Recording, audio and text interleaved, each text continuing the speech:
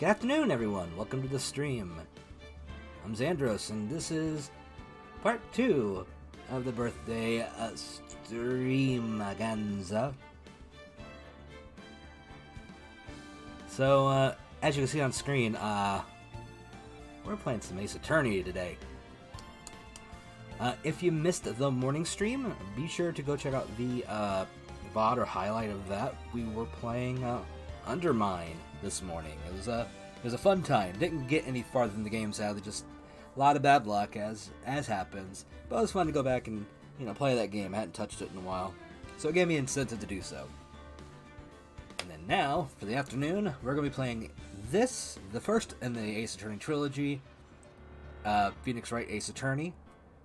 And we'll play this for a few hours, up until about maybe 5:30, and then I'm going to take about an hour and a half or so off to have dinner and kind of relax, and then we'll pick up again later tonight between 7:30, 8:30, somewhere in there, and we're going to start playing the last games of the night, probably a little Ghost of Tsushima, and then into some Among Us, with some people from the Discord server joining in. So I hope you're ready. So we're not going to, hold this too long. I'm going to warn you now. I will be attempting voices. I figured as a birthday gift from me to you, I would make myself look like a dork on the internet with voices. I haven't done that since Monster Prom? Months ago? Which you can find that in the VODs as well, I believe, in the multiplayer stream collections I got. It was myself and Faye the Wanderer. It was an interesting time, interesting game, but got to show off my voicing skills for what they were. So we do it again. So I hope you're ready. So switch to the big screen, and let's kick it off. Yo, Mannequin! Welcome to the stream. Just trying to make sure everything is ready to go. Let's see how bad I screw this up today.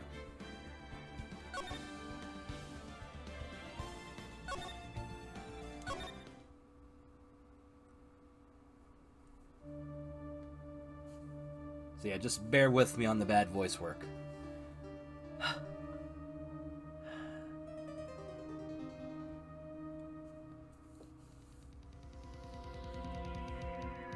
Damn it! Why me? I can't get caught. Not like this! I gotta find someone to pin this on. Someone like him. I'll make it look like he did it.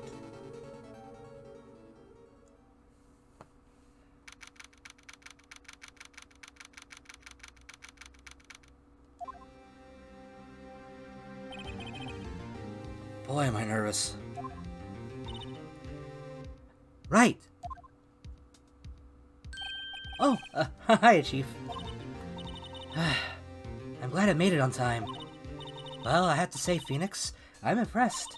Not everyone takes on a murder trial right off the bat like this. It says a lot about you, and your client as well. Thanks. Actually, it's because I owe him a favor. A favor? You mean you knew the defendant before this case? Yes. Actually, I kind of owe my current job to him. He's one of the reasons I became an attorney. Well, that's news to me. I want to help him out any way I can. I just really want to help him. I owe him that much. It's over! My life, everything, it's all over! Is that our client screaming over there? Yeah, it's him. Death! Despair! I'm gonna do it! I'm gonna die! It sounds like he wants to die. Yeah. Nick! Hey there, Larry. Dude, I'm so guilty. Tell them I'm guilty. Give me the death sentence. I ain't afraid to die. What? What's wrong, Larry? Oh, it's all over. I'm finished. Finished. I can't live in a world without her. I can't. Who took her away from me, Nick? Who did this? Oh, Nick, you gotta tell me. Who took my baby away? The person responsible for your girlfriend's death? The newspapers say it was you.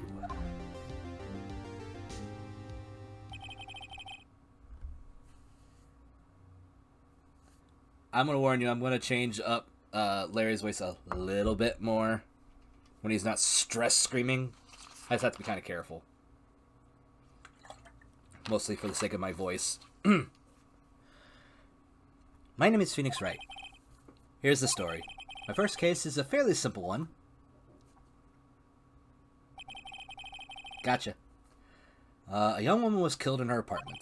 The guy they arrested was the unlucky sap dating her, Larry Butts. My best friend since grade school. Our school had a saying, when something smells, it's usually the butts. In the 23 years I've known him, it's usually been true. He has a knack for getting himself in trouble. One thing I can say, though, it's usually not his fault. He just has terrible luck. But I know better than anyone that he's a good guy at heart. That and I owe him one, which is why I took the case, to clear his name. And that's just what I'm going to do.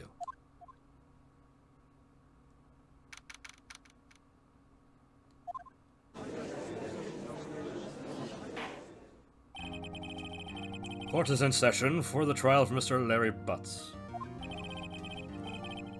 The prosecution is ready, Your Honor. The defense is ready, Your Honor. Mr. Wright, this is your first trial, is it not? Yes, Your Honor. I'm, a little nervous. Welcome back.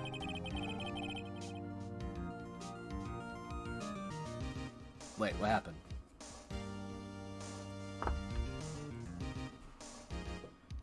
That's weird, it froze for a minute. Hang on, I gotta check something. What the fuck? Why?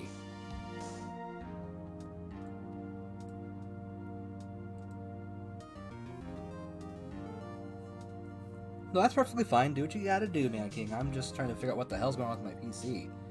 My CPU's usage is going all over the place.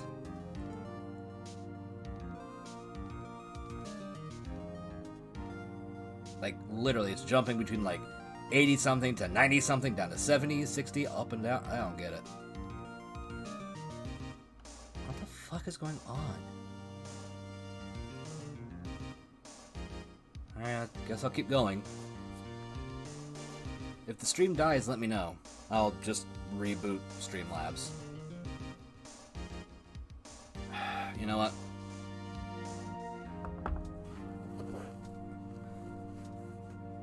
I think I'm actually gonna do that real quick. I'm gonna pause. I'm gonna have to stop stream for just a minute. I will be right back. Ooh, I'm back. Hopefully for the rest of the stream. I don't know. I may have to actually restart my PC. So I'm gonna keep an eye on that. If that happens, then that's what'll happen. So, sorry again. I don't know what the fuck is up with this thing right now. I shouldn't be having this much problem.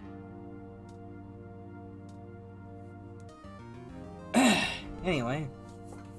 Yeah, here we are back again. Still, things are a little fucky. They desynced again, too.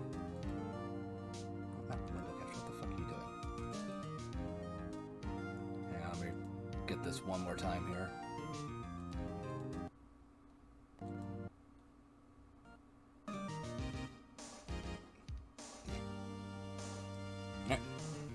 Back into it. Your conduct during this trial will decide the fate of your client. Murder is a serious charge. For your client's sake, I hope you can control your nerves. Thank you, Your Honor. Mr. Wright, given the circumstances, I think we should have a test to ascertain your readiness. Yes, Your Honor. Hands shaking, eyesight fading.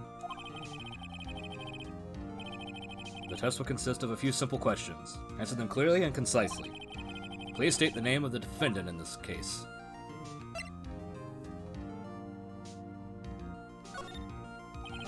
The defendant? Well, that's Larry Butts, Your Honor. Correct. Just keep your wits about you and you'll do fine. Next question. This is a murder trial. Tell me, what's the victim's name? Oh, I know this one. Glad I read the case report cover to cover so many times. It's... Wait. Uh-oh. No. No way! I forgot? I'm drawing a total blank here. Phoenix! Are you absolutely sure you're up to this? You don't even know the victim's name? Oh, the victim! Of course I know the victim's name. I'm just her gut. Temporarily. I can feel a migraine coming on. Look, the victim's name is listed on the court record. Just press the R button and check it at any time, okay? Remember to check it often. Do it for me. Please. I'm begging you.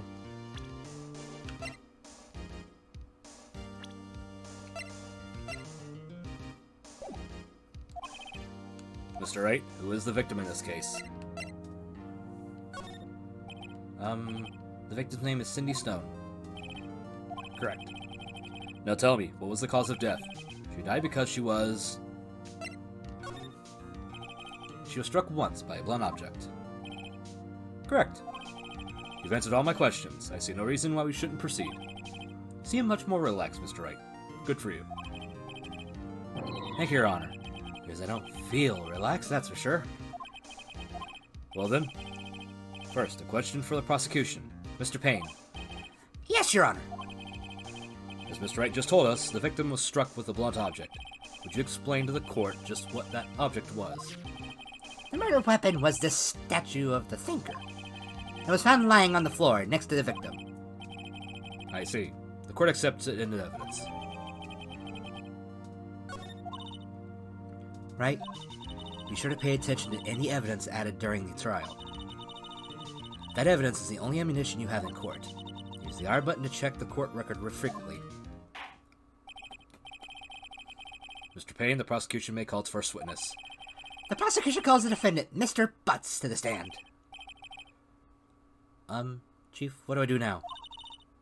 Pay attention. You don't want to miss any information that might help your client's case. You get your chance to respond to the prosecution later, so be ready. Let's just hope he doesn't say anything unfortunate. Uh-oh. Larry gets excited easily. This could be bad.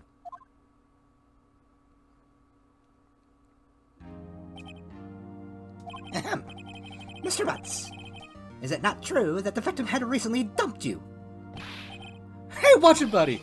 We were great together! We were Romeo and Juliet, Cleopatra and Mark Antony! Didn't they all die? I wasn't dumped. She just wasn't taking my phone calls or seeing me. Ever. What's it to you anyway? Mr. Butts, what you describe is generally what we mean by dumped. Woo coffee. Go Mannequin. In fact, she had completely abandoned you and was seeing other men.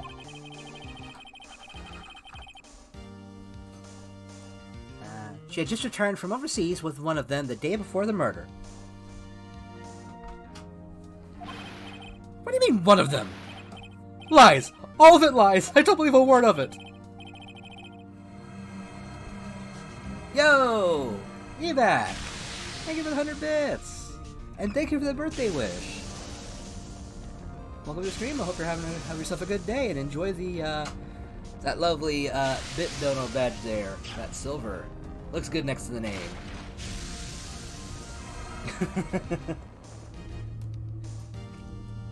Truly a divine bit drop. Hope you're doing well today. I need a drink. Thank you for that.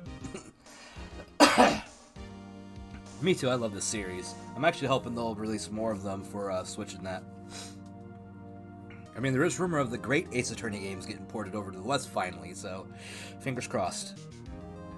Those are the only Ace Attorney games, aside from one other, that have never made it to the States.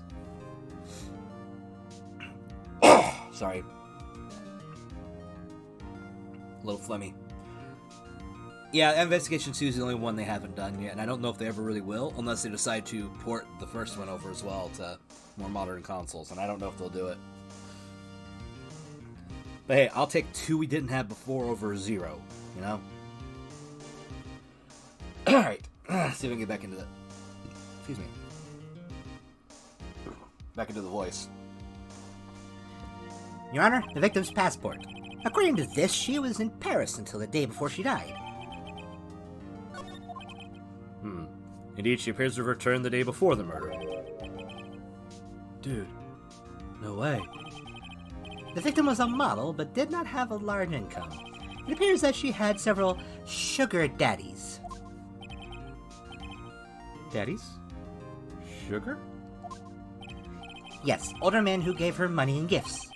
She took their money and used it to support her lifestyle. Dude!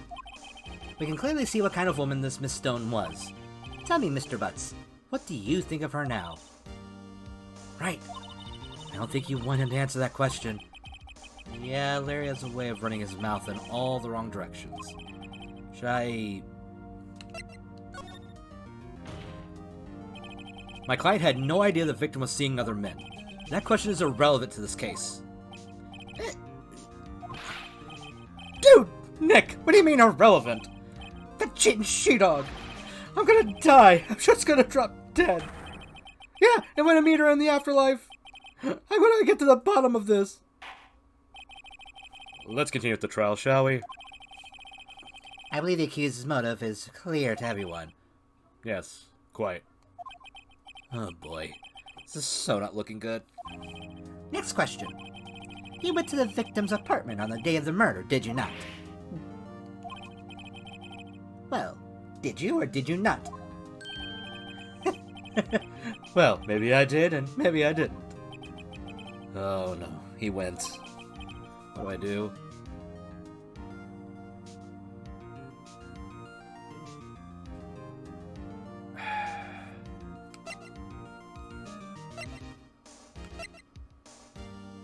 I forget which option I'm supposed to pick here. I could have him just answer honestly, but that could be bad.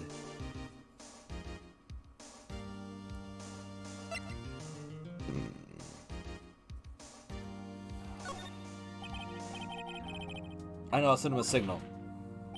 Tell the truth. Yeah, I was there. I went.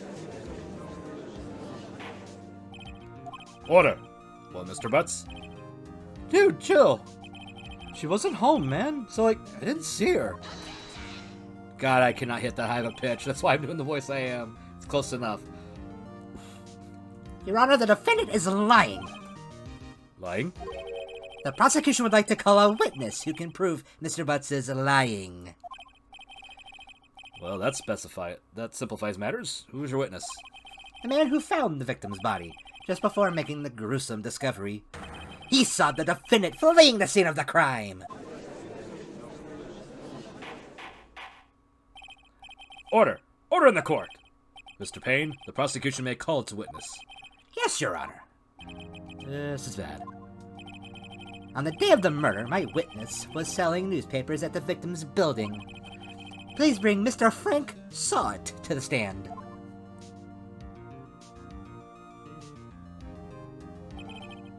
Mr. Sott, you sell newspaper subscriptions, is this correct? Enjoy your food. Hopefully it's something good and tasty. And I'm glad you love the voices. My throat likes some of them more than others. You should hear the one I did when I was doing the kind of gamer kappa from from Monster Prom. Oh boy, that one was rough. It was very sloppy in your mouth. Sorry. Mr. Sott, you sell newspaper subscriptions, is this correct? Oh, yes, newspapers, yes. Mr. Sott, you may proceed with your testimony. Please tell the court what you saw on the day of the murder. Yeah, some are really rough. Like, the deeper ones are fine for me, generally. I was going door to door selling subscriptions when I saw a man fleeing an apartment. I thought he must be in a hurry because he left the door half open behind him. Thinking it strange, I looked inside the apartment. Then I saw her lying there, a woman, not moving, dead.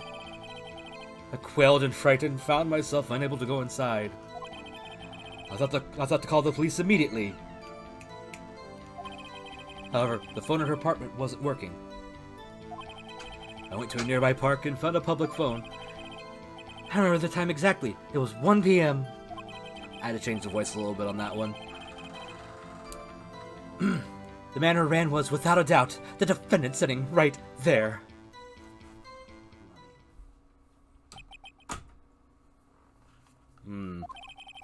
Larry, why didn't you tell the truth? I can't defend you against a testimony like that. Incidentally, why wasn't the phone in the victim's apartment working? Your Honor, at the time, the murderer, there was a blackout in the building. Are phones supposed to work during a blackout? Yes, Your Honor. However, some cordless phones do not function normally. The phone that Mr. Salt used was one of those. Your Honor, I have a record of the blackout for your perusal. I will read the words correctly. Now, Mr. Wright? Yes. Yes, Your Honor. You may begin your cross-examination. Cross-examination, Your Honor. Alright, right? This is it. The real deal. What exactly am I supposed to do? Why expose the lies in the testimony the witness just gave? Lies? What? He was lying? Your client is innocent, right? Then that witness must have lied in his testimony. Or is your client really guilty? How do I prove he's not? You hold the key. It's in the evidence. Compare the witness's testimony to the evidence at hand. There's bound to be a contradiction in there. First, find the contradiction between the court record and the witness's testimony. Then, once you've found the contradicting evidence, present it and rub it in the witness's face. Okay. Open the court record with the R button and point out the contradiction in the testimony. Oh, excuse me. Not rereading these. Okay, so go door to door. Let me double check here.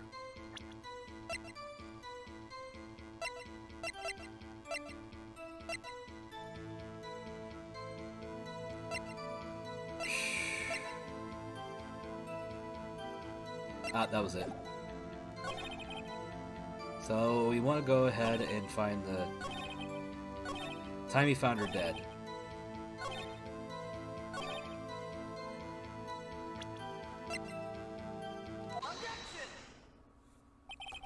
You found the body at 1 p.m. You're sure? Yes, it was 1 p.m. for certain. Frankly, I find that hard to believe. Your statement directly contradicts the autopsy report. The autopsy notes the time of death at sometime after 4 p.m. There was no body no body to find at 1 p.m. How do you explain this 3-hour gap? Oh, that. This is trivial. The witness merely forgot the time. After his testimony, I find that hard to believe. Mr. Sott, why were you so certain that you found the body at 1 p.m.? Gee, that's a really good question. Great job, Wright. Way to put him on the spot. That's all you have to do. Point out contradictions. Lies always beget more lies. See through one, and their whole story falls apart. Wait, I remember now. Would you care to give your testimony again? It's gonna be hard to kind of keep track of these voices a little bit, so bear with me, I'm trying. You see, when I found the body, I heard the time. There was a voice saying the time. It was probably coming from the television. Oh, but it was 3 hours off, wasn't it? I guess the victim must have been watching a video of a taped program. That's why I thought it was 1 p.m. Terribly sorry about the misunderstanding. I see. You heard a voice saying the time on a taped program. Mr. Wright, you may cross-examine the witness. Right. You know what to do. I've got this one. I do have this one. Now this one's easy. Kinda hard to have the TV going when there's a blackout going.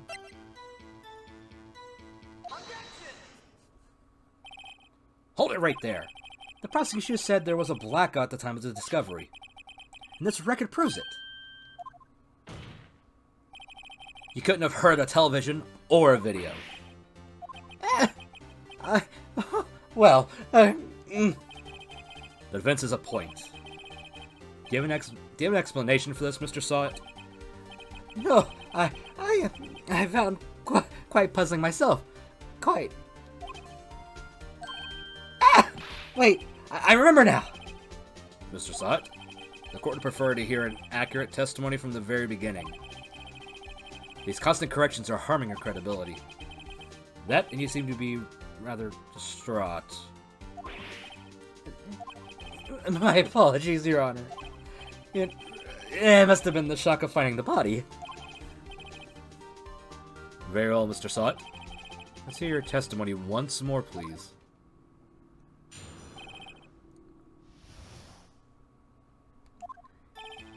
Actually, I didn't hear the time I saw it. There was a table clock in the apartment, wasn't there? Yeah, the murder weapon. The killer used it to hit the victim. That must have been what I saw. You saw a clock? I guess that would explain it. The defense may cross-examine the witness. Gladly. My thumb is getting a little too fast for my voice here. I gotta be careful. Just some contradictions. Power outage, so the claim on a TV going, telling the time, couldn't happen. Also, you're missing me just wrecked my voice a little. Nothing bad. I didn't hear I saw it.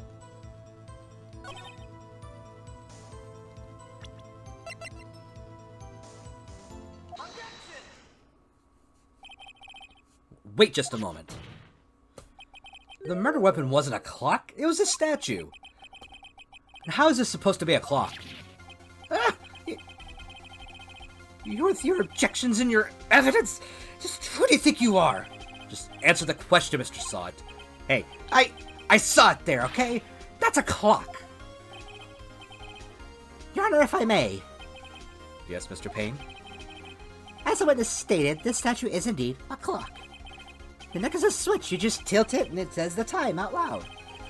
As it doesn't look like a clock, I submit it as a statue. My apologies. I see. So the murder weapon was a table clock after all. Well, Mr. Wright, it appears that the witness' testimony was correct. This is a clock. Do you have any problems with this testimony?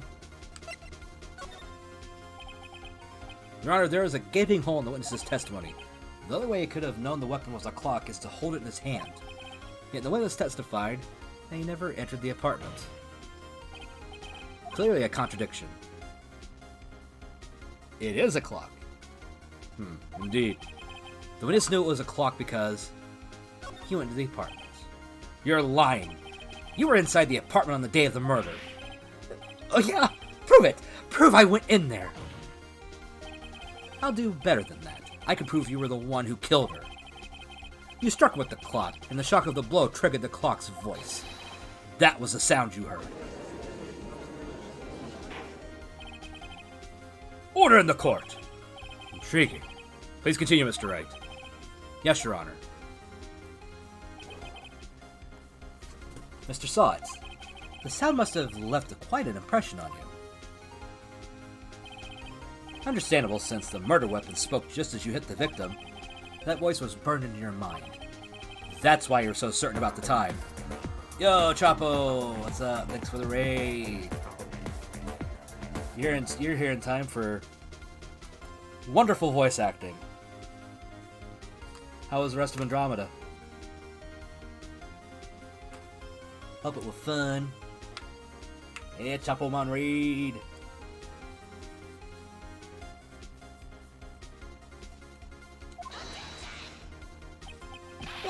What's the meaning of this?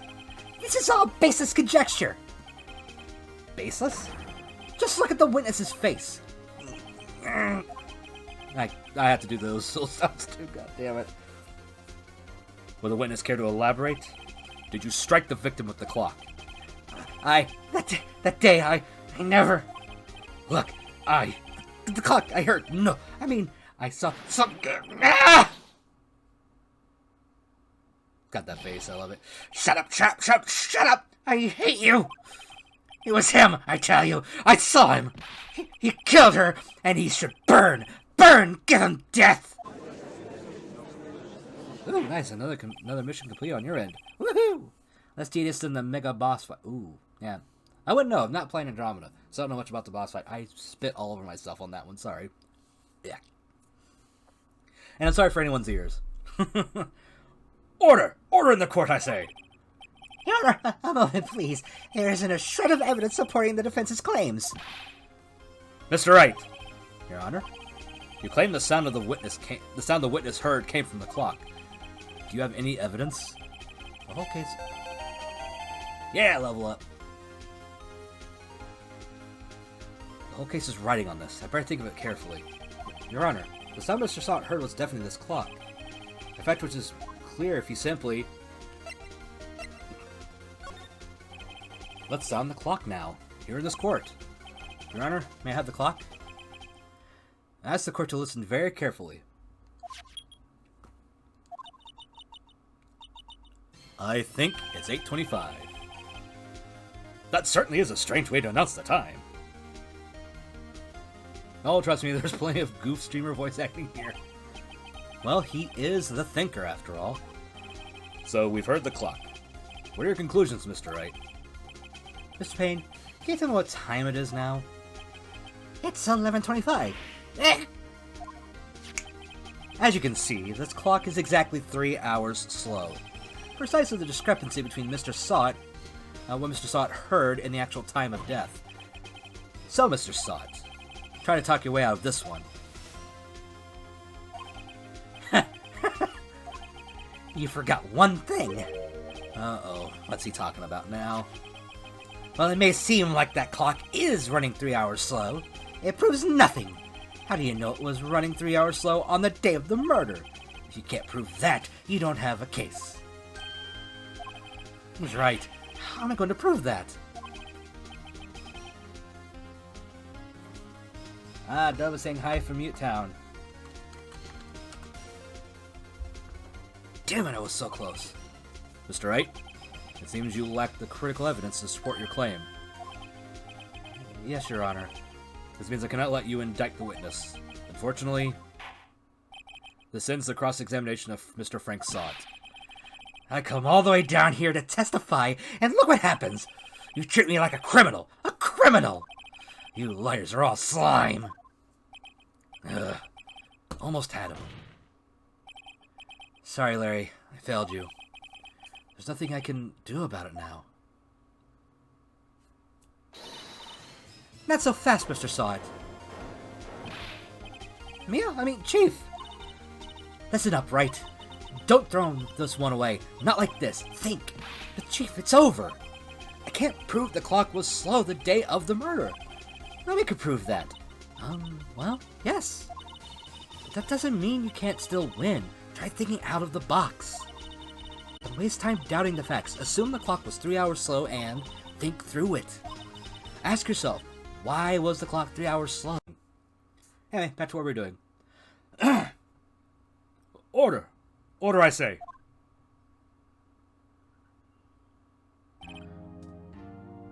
Well, this case has certainly turned out differently than what we all expected. Mr. Payne, your witness? He was arrested and has been taken away, Your Honor. Very well. Mr. Wright? Yes, Your Honor. I have to say, I'm impressed. I don't think I've ever seen someone complete a defense so quickly. And find the true culprit at the same time. Apparently doesn't like law much. True. Thank you, Your Honor. At this point, this is only a formality, but this court finds the defendant, Mr. Larry Butts.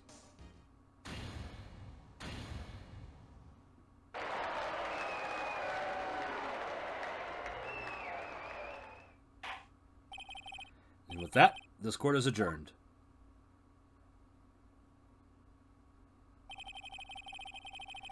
turns out that Frank saw it was a common burglar. He posed as a newspaper salesman to check and see when people were out of the house. That day, when Larry went to her apartment, the victim wasn't home. After he left, Mr. Salt let himself in to do his dirty work. While he was searching her place, the victim returned. Flustered, Mr. Salt grabbed the nearest blunt object he could find.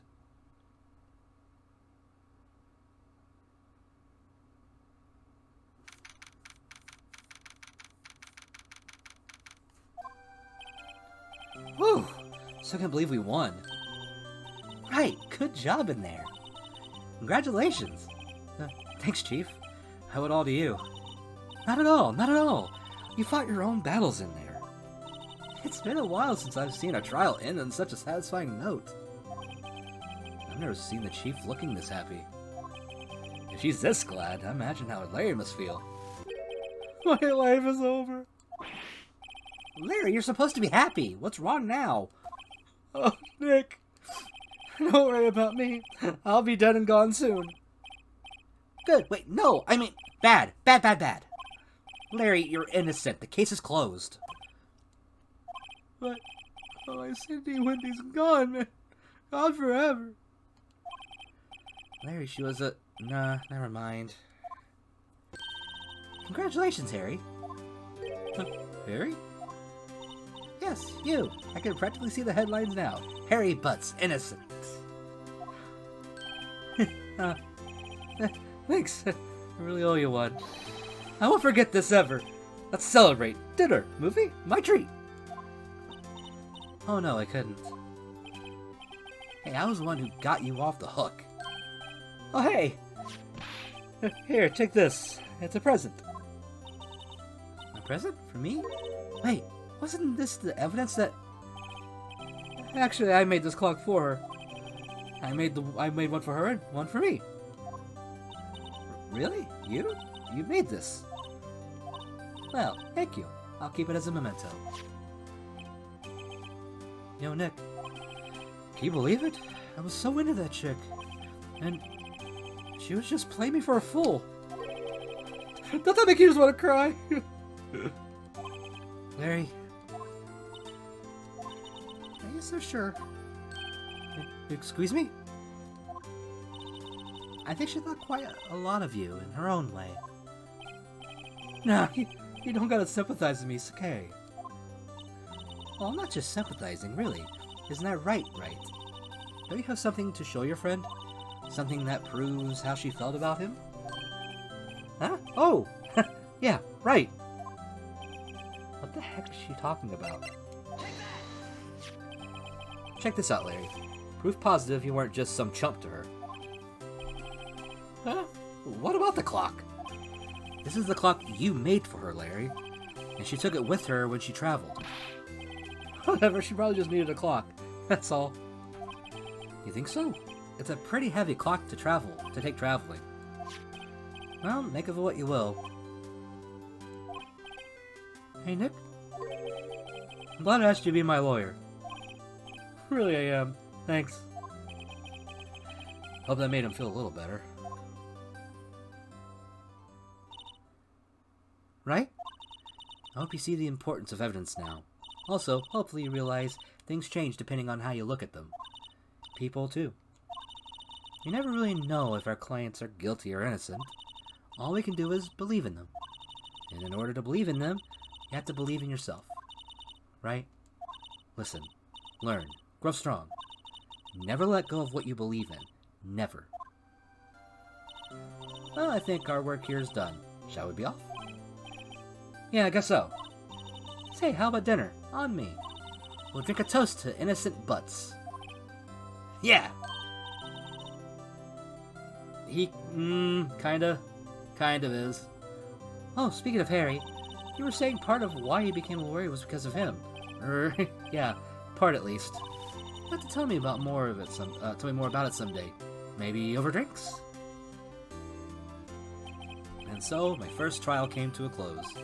Larry slapped me on the back and said, "Gee, Nick, it's good to have friends." And I'm pretty sure he's not going to pay us, unless you count the clock he gave Mia. I didn't know it then. That clock was soon going to be at the center of another incident. And my promise to tell the chief about me and Larry would be one promise that I wouldn't be able to keep. And that's case 1.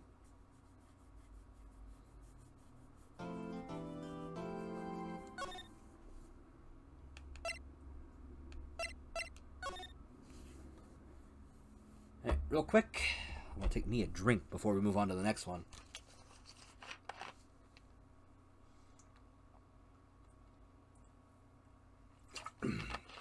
Things are going to get rough from here on me. We're about to meet more characters. Alright.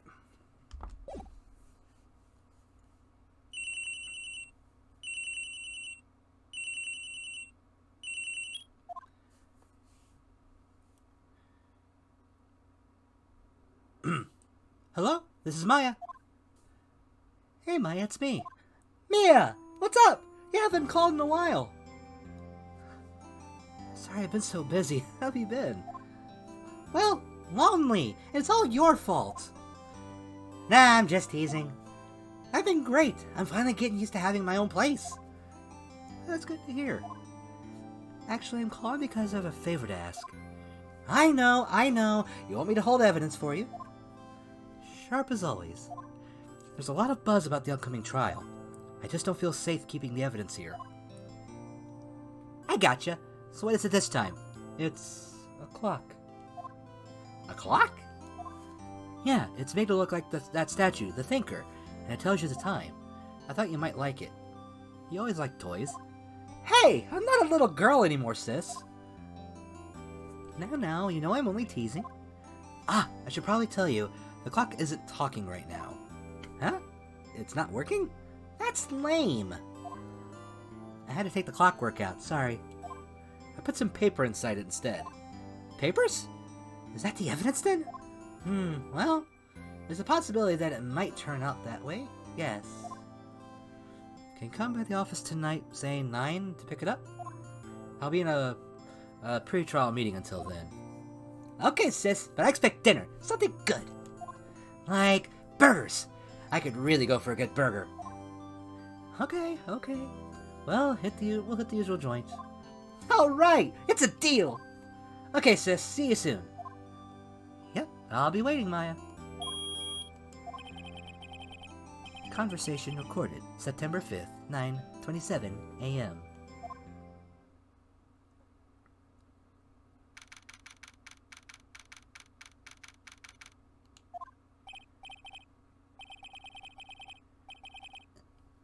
Now, Miss Faye, I'll take what's mine.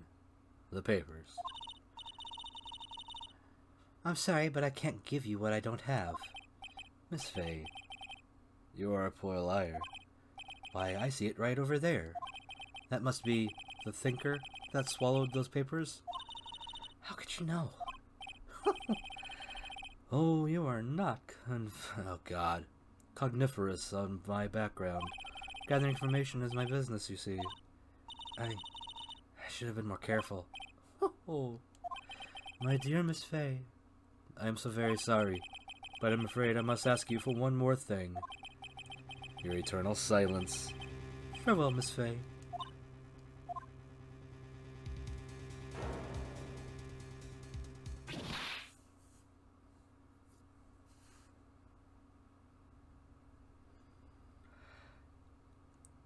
Red, white, blue.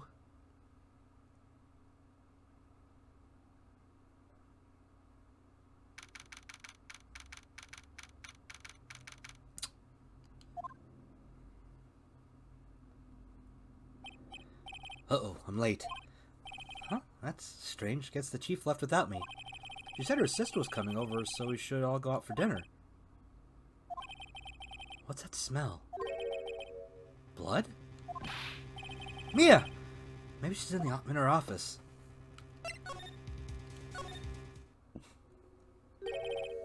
That smell! Blood! Sis! Someone's there. Chief? Chief! Chief! God, I'm hamming this up horribly. Sorry. Who are you? The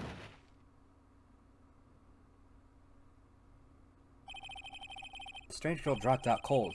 I left her lying on the office sofa. I went back to the chief where she lay under the window.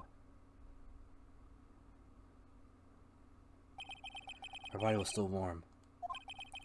I could feel it when I held her shoulder. Then, all too quickly, it began to fade. Until finally she was cold.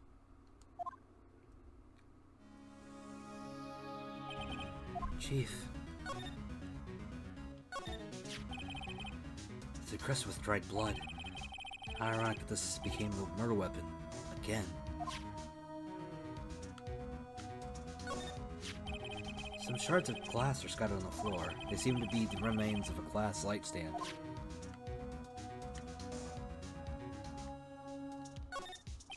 Chief, it's hard seeing her like this, but if there's any clues here, she was struck on the head with a blunt object.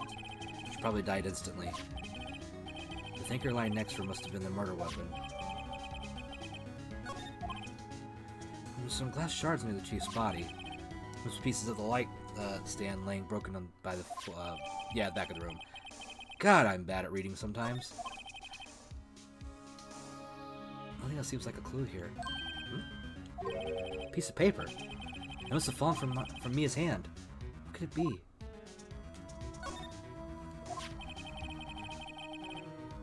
A word is written in blood on the scrap of paper. Maya? Did Mia write this? This piece of paper is a receipt from a department store, dated yesterday. I think that's enough snooping around for now. Better call the police and find out what that girl was doing here.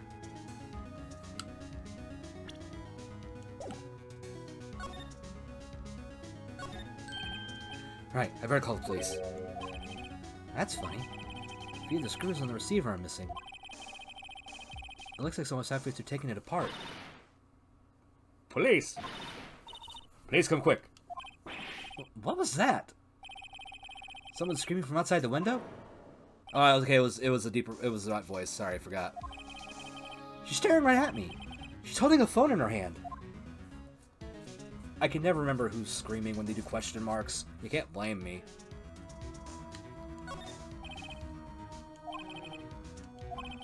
Spend big on stuff the clients use, but keep your own stuff simple. The Fay & Co. ledger book. Everything's written in the chief's ultra-neat handwriting. It's a small office, but it makes a good bit of money.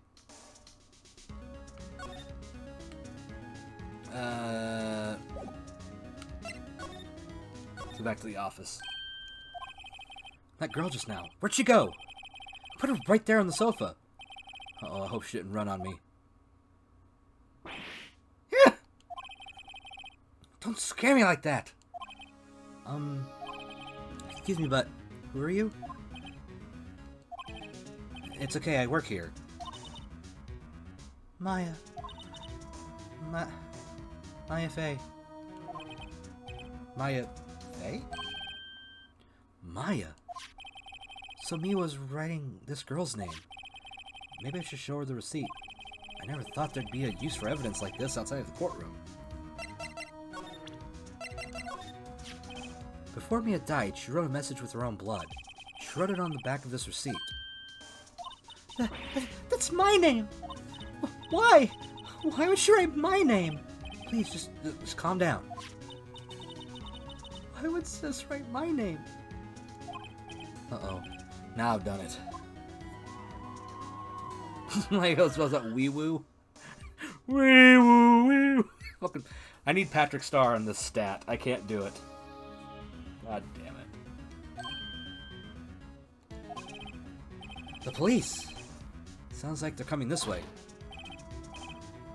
Freeze! Police!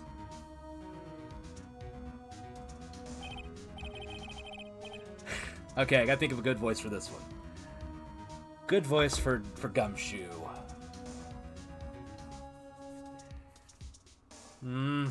Let's see. You need something kind of gruff, slightly deep. I don't want to go down here the entire time. I can't do that. That's the judge. Alright, let me try this. Alright, I'm Detective Dick Gumshoe, see? Gumshoe? Nah, that was bad. That was bad. That was just awful. That was terrible. Ah, you're learning. Just watch the story. I'll get his voice down. It's hard. Because I'm not going to do like the kind of Brooklyn accent. Because I can't do that. It's hard. Because you hear a voice in your head what you think this guy's going to sound like, and it's hard to kind of just like bring it out without effort. Gumshoe, what an odd name. Wait. Maybe I could try a Patrick Warburton-ish kind of sound. We received a report from a building across the way, see? Got a person saying they saw a murder. Nah, not working. I don't like that either. Must have been that woman I saw. God, I can't get a good voice for him. It's pissing me off.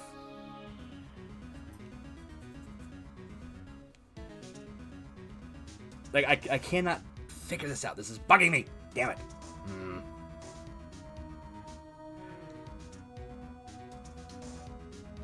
Damn it. I don't think I'll be able to voice every character, like give them a unique voice. I'm gonna have to kind of half-ass it somewhat just so I can keep this going. Anyway, I don't want either of you moving 1 inch, okay? That one might work. Great, just great. Maya, wait, she wouldn't have... Nah. Whoa! Excuse me! This word Maya here mean anything to you? That's my name. What? The victim drew this here note in her own blood, see? With her dying breath, she wrote down the killer's name. Killer? I'm not... Case closed. You're coming down to the precinct, man. I can't do it. God damn it, it's pissing me off, actually. I'm pissed. This is why I'm not a voice actor. This is it. I can't do this shit on command like so many talented people. God damn. I mean, it takes practice. It's not like that you just have a talent for it necessarily. It takes practice and effort. But I can't get my mouth to do a sound that I want. I can't shift it. Like, I can try to shift my mouth to the side and... Case closed. You're coming down to the precinct with me, you ma'am. I can't do that very well. I think I'm just going to kind of go with it. For now, just whatever. Take a drink of water. Give yourself a deep breath. That's the problem. I don't know what I need to move for Dick here. Because it's hard. He's loud and boisterous. And I get that. And he's also dumb. He is incredibly dumb. It's trying to get a voice that sounds at least unique enough to be him. Because this is a character that is here throughout the game. From now on.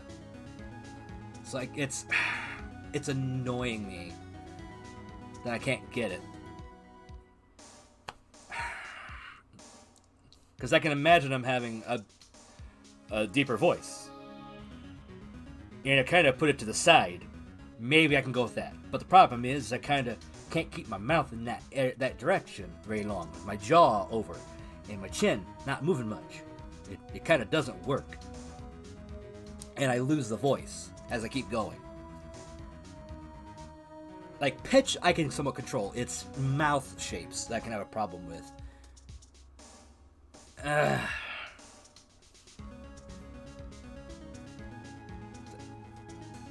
I mean, I could pull it back a bit more and go like, case closed, you're coming down to the precinct, ma'am. Like this. That sounds kind of Patrick Warburton, like I was trying to do. Kinda. But it's hard to kind of keep it back here. Especially when it starts getting a little weirder. But I don't know. I'll just keep going, see if I can figure it out as I go. If not, I can resort to just a more normal voice just to kind of save my throat. I did say I was going to attempt this as voicing. Not that I would succeed the entire time. Because it's going to be like 3+ hours of it. It's going to be rough. What?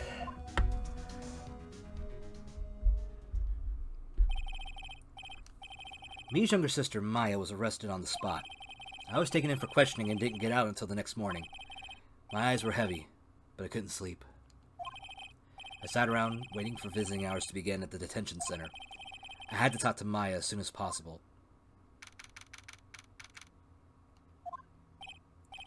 Wow, they have poor Maya locked up like a criminal.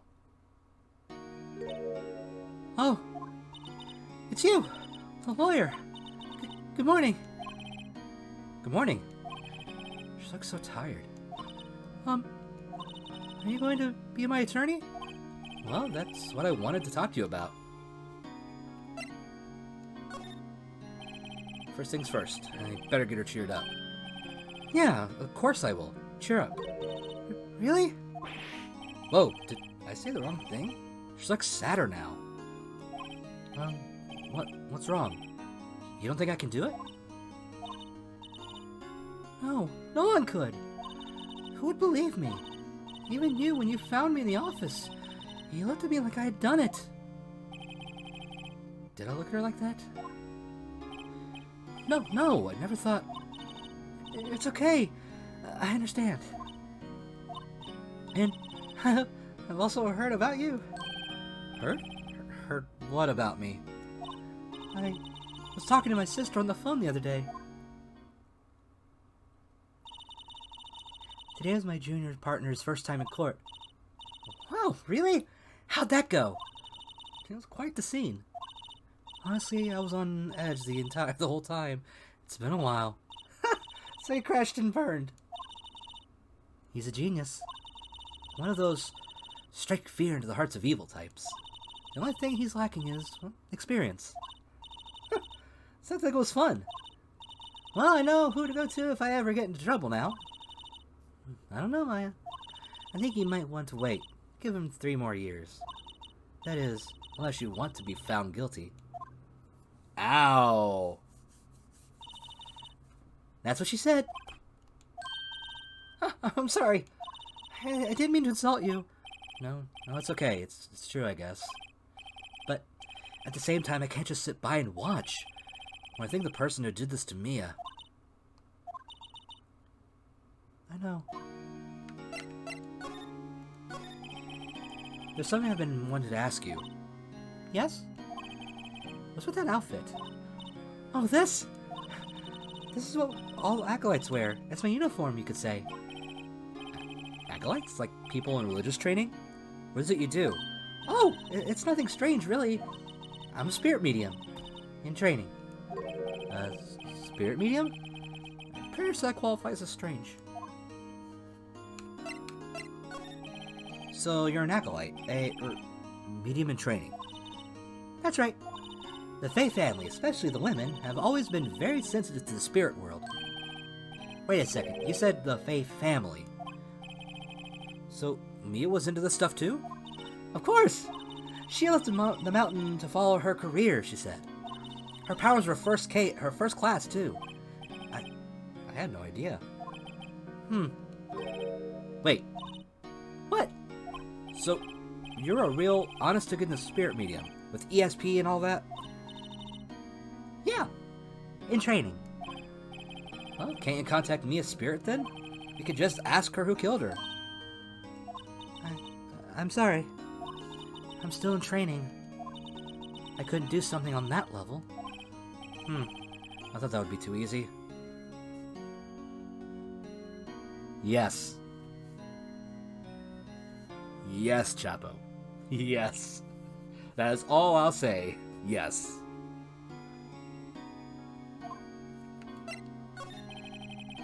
Can you tell me about the day of the murder? Yes. Let's see. That morning, I got a call from my sister. She wanted me to hold on to a piece of evidence for an upcoming trial. Evidence? Yes, that clock shaped like the Thinker. The one Larry made. How could that have been the evidence in a case? Right. She said something about that... I remember! Do you want to hear it in her own voice? Her own voice? Excuse me. Yes. I'm pretty sure our conversation's on my cell phone. You recorded it?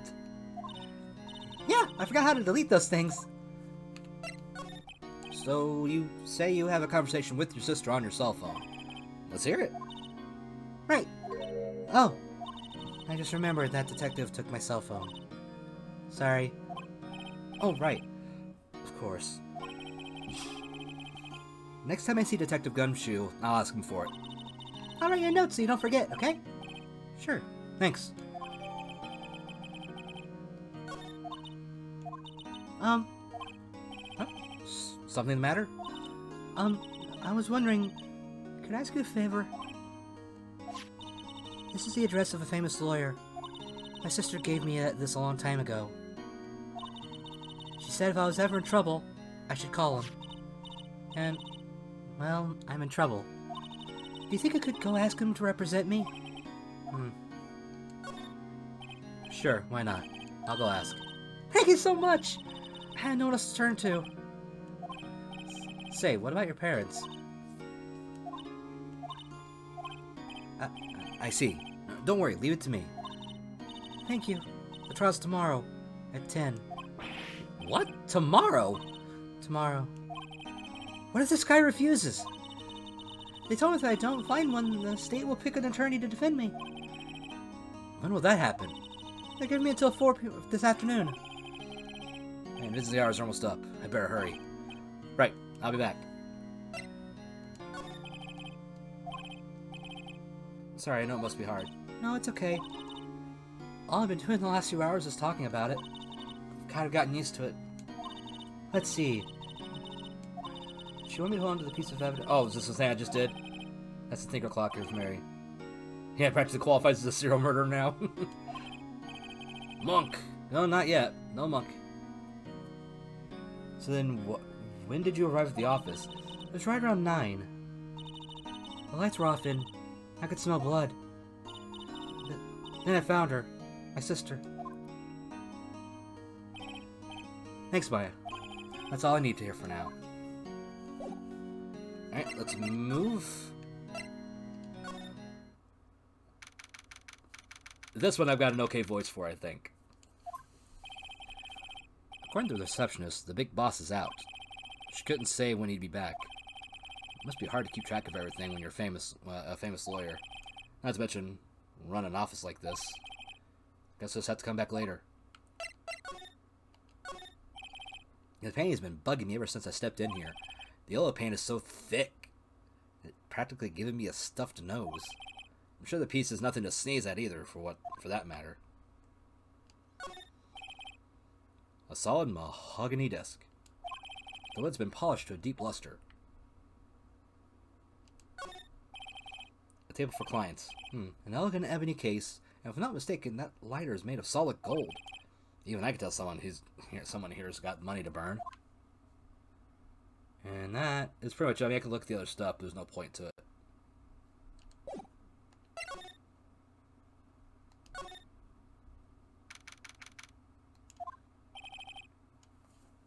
The office is filled with police officers. They're all busy searching for clues.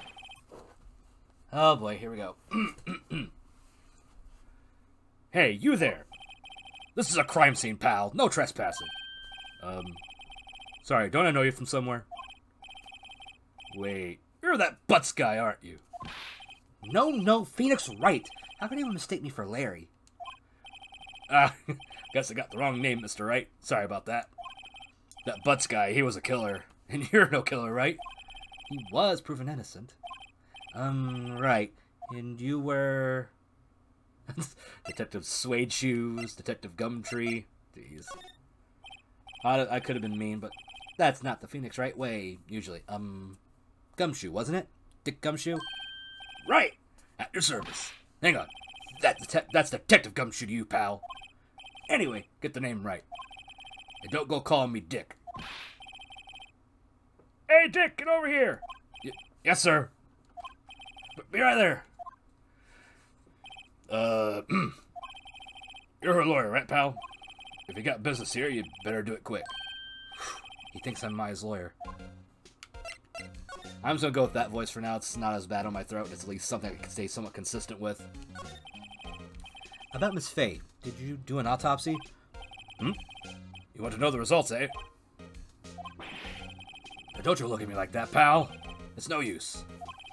She might have been your boss, but that doesn't mean you get any special treatment. Alright. You can see the report, but that's all. About Maya. Yeah, I'm looking forward to the trial. Sorry, pal, but this is one trial you aren't going to win. Why do you say that? This is put Prosecutor Edgeworth on the prosecution. Edgeworth. I'm sure you know what that means, you being a lawyer and all. Prosecutor Edgeworth. That's right, pal. Mr. Miles Edgeworth himself. Wait, you do know him, don't you? I know him. He's a feared prosecutor. He doesn't feel pain. He doesn't feel remorse. He won't stop until he gets his guilty verdict. Oh, don't talk about him that way. Make him sound barely human. Still, I'm afraid this pretty much decides the case. So Edgeworth is on this one. He hasn't lost a case since he became a prosecutor. At the incredibly young age of 20. Of course, there are rumors of back alley deals and forged evidence. All I know for sure is that Edgeworth hates crime with an almost abnormal passion. I never imagined I'd be facing him so soon.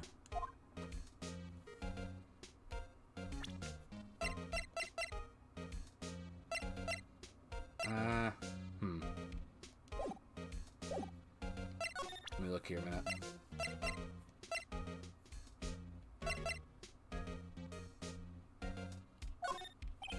I was wondering, did you see Maya Faye's cell phone? Oh, I had that. Do you think you could give it back? Sure, I mean, wait a second, pal. Tricky lawyer. Uh-oh, he's on to me. If I tie... Oh, no, it's just, detective. Nope, I know nothing, pal. The cell phone has a lot of numbers on it, like her boyfriend's. A cell phone holds all the little girl's sweetest and spiciest secrets. You're trying to confuse me. Sorry, pal, I already checked all the numbers in memory. Impressive, you're quite the detective. Uh-huh. Oh, here, you can have the phone back. There weren't any suspicious call records in there after all. Seems you didn't notice the recorded conversation. Of Gumshoe? You seen Rule 34 of Gumshoe. I guess everyone's got a type. But yep, this is where Detective Gumshoe is from.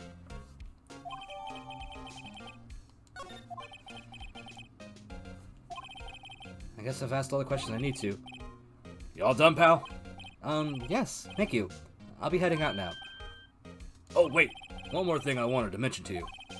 I suppose you're planning on talking to that witness. Anyway, you better not. No influence of the witness with your lawyerly ways, pal. Come to think of it, I had completely forgotten about her. The witness? Yeah, Miss April May. I'm sorry about this, but I can't tell you anything about her. Well, you just told me her name, Miss May, huh? So you sent her home already, then? You're trying to lawyerly tricks on me, Al. I can't talk and do the thing. That was such a bad line read. God damn it. You're trying your lawyerly tricks on me now. She's not to go outside her room until the trial. So she's still in the hotel across the way. I guess you should know better than to try to get a detective to leak information. You got that right, pal. That'd be a visit to Miss May.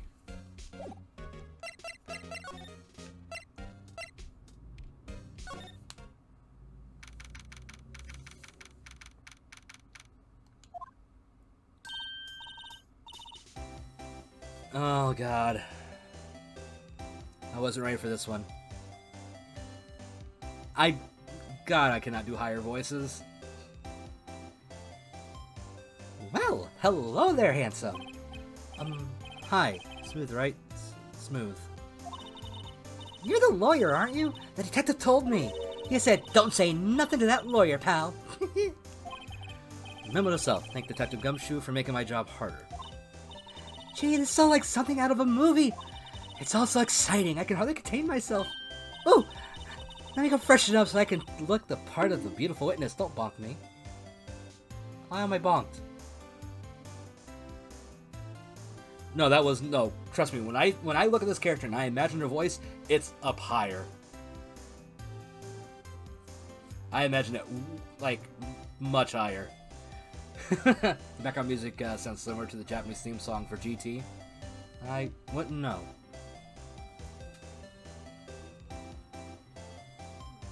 Oh, you're putting that up. Sorry.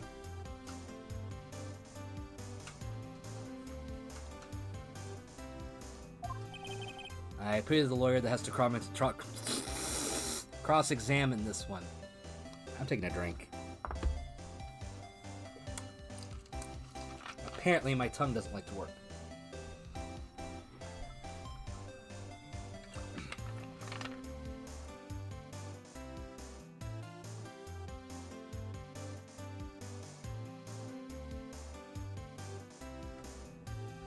You're gonna hear a little noise for a minute. The youngest is putting his computer away.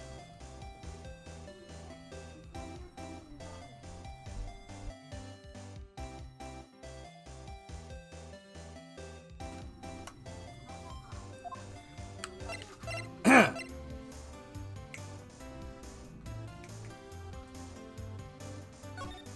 examining.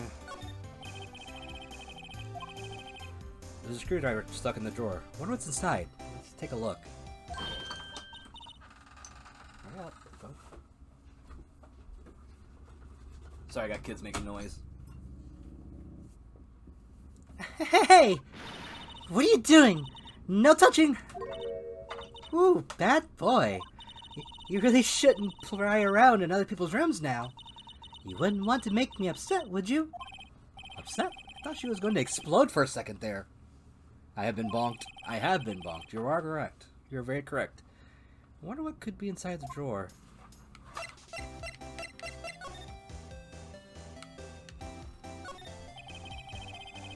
The late summer sunlight streams through the window. There's the Fay and Company lawyer's law offices building, of course. You can see the inside of the room pretty clearly from here. I think it would be a little difficult to recognize that face from this distance, though.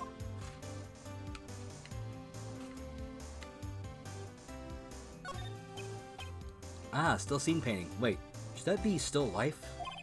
Whatever. One of those is hanging on the wall. Yeah, I don't think there's much else there.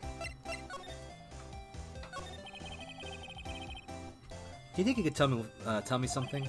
I need you to describe what you observed at the night of the incident. Ooh, observe? Incident? You sound just like a lawyer in the movies. I like a man with a big vocabulary. Better not encourage her. You know that the thing that occurred, happened the other day. The bad thing. What did you see when it happened? I don't suppose you could tell me about it. Pretty please? Let me see. Well, dream on. If you want to know, you just have to come to court tomorrow, Mr. Lawyer. Tee in the face. Don't make fun of my female voices, or I can't do women voices well. I'm bad at them. I can't do feminine well, to certain extents. I haven't had a high-pitched voice since I was a little kid. Used to be a soprano, actually, in choir. First soprano at that. And then the voice changes happened. And then became a tenor. And then it kind of settled at baritone. So in between.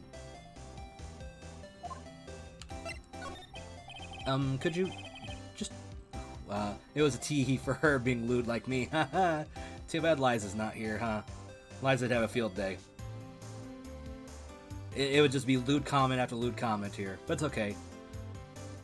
For right now, at the very least, since some of our more sex-repulsed ace friends aren't here, we can be a little lewd and not be a big problem.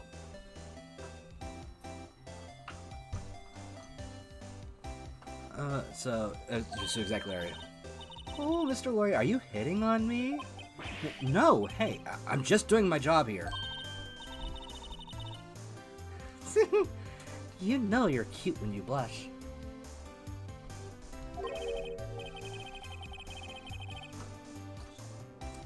Believe me, this is the first time in my life I've blushed this much.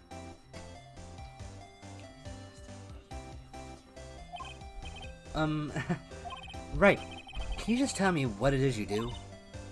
Well, no. And you had your little hopes up, didn't you?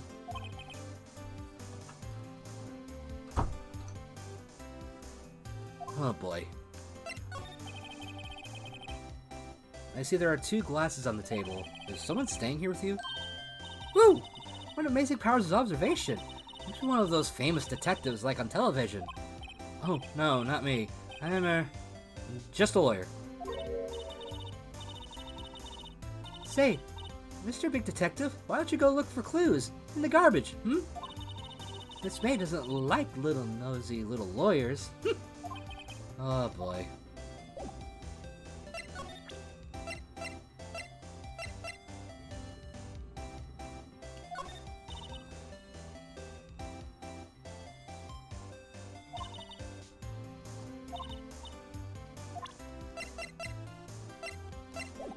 Alright, I'm gonna move away for now. There we go. Seems like Mr. Grossberg is out. Well, maybe I should just wait here for him to come back.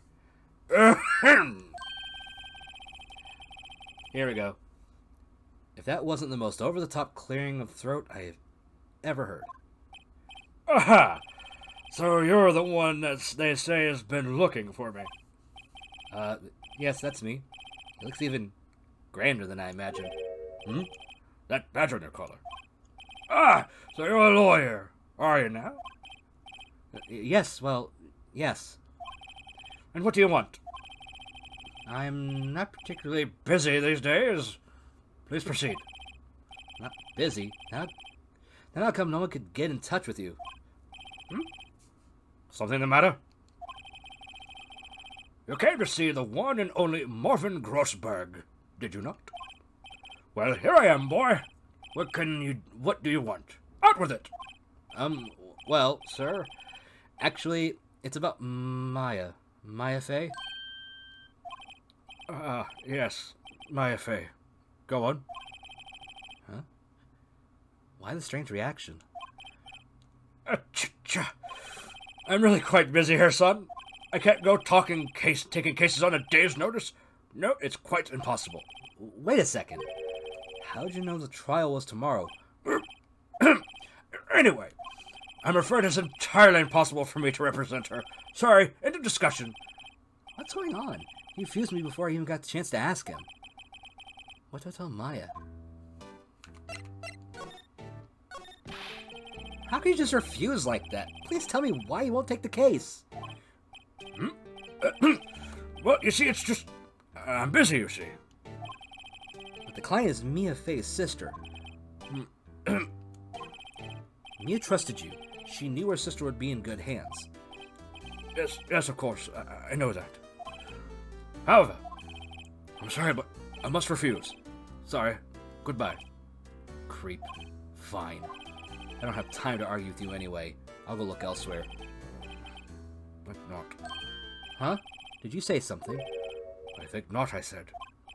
What do you mean? I'm terribly, terribly sorry. But I'm afraid that no lawyer worth their salt will take this particular case.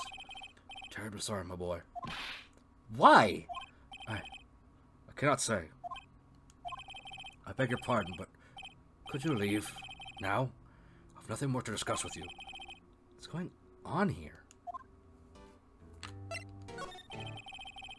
How did you know Mia Fey?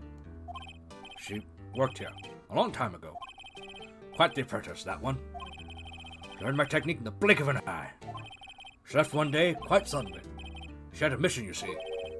A mission? You could see it in her eyes. She followed it with a burning passion. Never looked back, that one.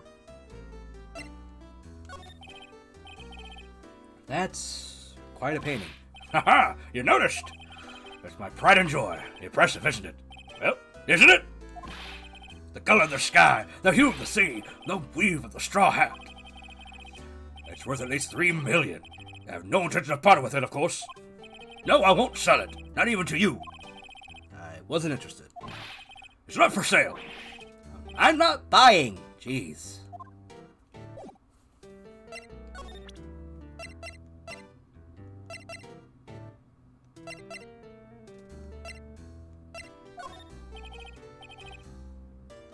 Okay.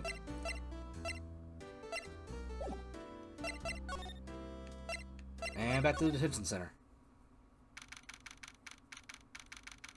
See, that voice I had down pat before we even got there. That one I knew I'd do a pseudo Wilford Brimley. And I do say pseudo. There wasn't Wilford Brimley enough. That's for sure.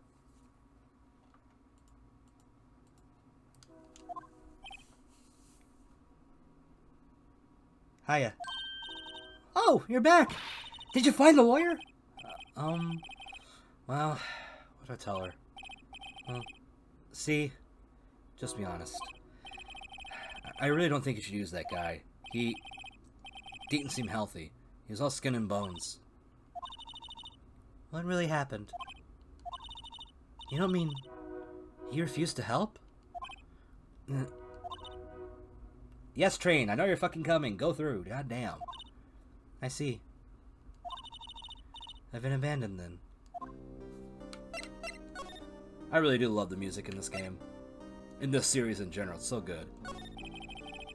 What about your family? I only had my sister. My father died when I was very young, and I don't know where my mother is. Don't know. So she could still be alive? The women in my family have been mediums for generations. They say a lot of spiritual powers run in our blood. About 15 years ago, our family was involved in an incident. There was a man and he ruined our mother's life. Ruined? After that, she disappeared. Several years after that, my sister announced she would become a lawyer and she left the mountain. So you live by yourself? Yes, I've gotten used to it. Oh, also, I had to become independent or I would lose my powers. I felt bad for her. All by herself up on that mountain. So, who was this man who, ruined your mother? About 15 years ago, there was an unusual murder case. It made quite a stir. Everyone was talking about it, apparently. The police were running out of leads and they were getting desperate. Wait, they didn't use a spirit medium, did they? The police convinced my mother to try to contact the victim. Wow. So what happened? The case was solved. We thought. You thought? The man my mother helped the police capture was innocent. The police's consultation with the medium had all been carried out in secret, of course. But a man found out about it and leaked it to the press. He told all the papers that my mother was a fraud, and the media jumped on it big time. She, my mother, became the laughingstock of the nation. I see. White. Excuse me? White.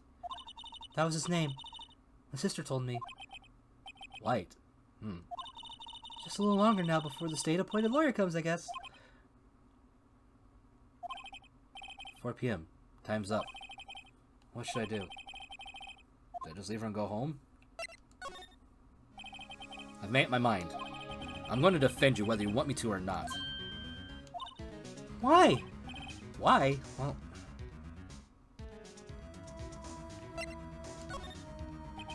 You aren't the culprit. Someone else is.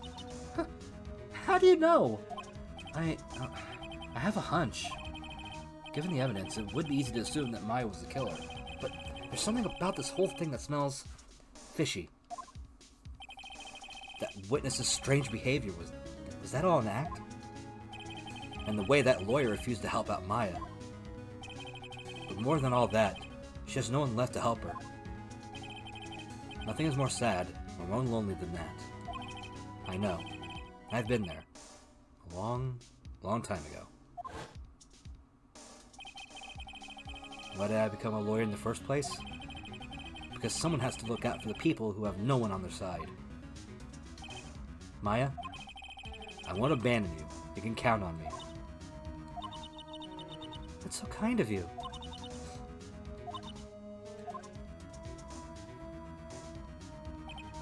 Well, let's fight this one and get you out of here. Right. Thank you. She smiled at last. She looks like an entirely different person. One last question. You are innocent, right? Yes. And I trust you. So you trust me too, okay? It's a deal. So what's next? There's something that's been bugging me. So what was inside that strange woman's drawer? It was when I tried to look into the drawer that she got all defensive. There has to be something in there.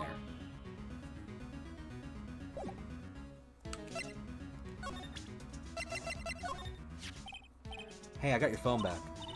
Oh, say, can I listen to my sister's voice?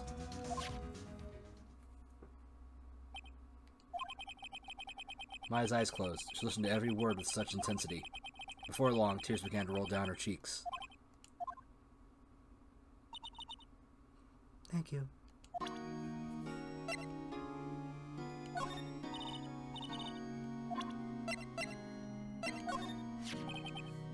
This was lying next to the chief's body. I saw that too. They said they thought that these were pieces of a broken light shade. Yeah, that seems about right. I had never heard of a glass light stand before this. Remember that receipt? You mean the one with my name on it? Any idea why she... Absolutely none. Do you trust me? I trust you. Why? Don't you think I did it too? No, I don't. It's just a hunch, but... That detective thinks I did it. I wanted to ask you about the murder weapon. What's this? Oh yeah, I can't show that. Alright.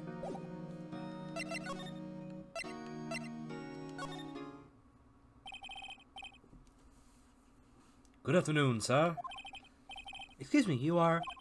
Ah, I beg your pardon, sir. I am the bellboy of this establishment at your service, sir. Oh, right. I've just come up to deliver room service, sir. Do you know where Miss May might be? Ah, I believe our guest, Miss May, is currently using the... facilities. If you've no need of anything, I'll be taking my leave. Please, stay as long as you like. Enjoy. Yeah. Wait, no, hey! Why does it seem like every time I come here, I end up embarrassing myself? Wait, now's my chance to snoop around a bit. Oh, I almost forgot. Yeah! You came back quick. I'd ask you to inform Miss May that there is a message for her. Please tell her that Mr. White of Blue Corp phoned. Oh, right, sure. Mr. White of Blue Corp? Where have I heard that name? White. That was his name. My sister told me. White was the name of the guy who ruined me and Maya's mother.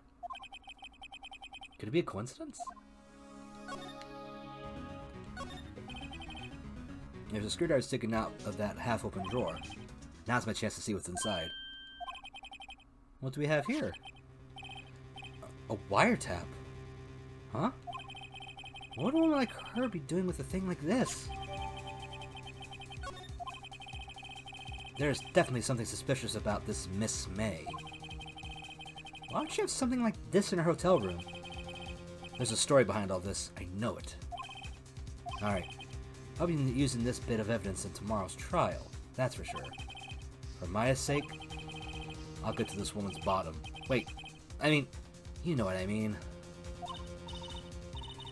Oh, bellboy! Still there? Uh-oh. Time to scram. I look forward to tangling with you tomorrow, Miss May.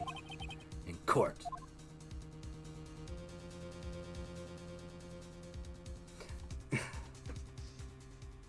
Get to this woman's bottom, Jesus Christ.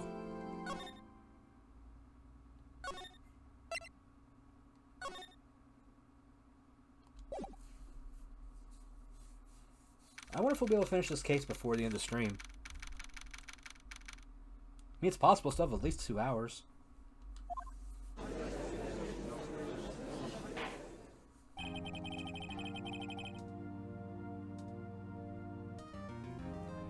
Court is now in session for the trial of Miss Maya Fey.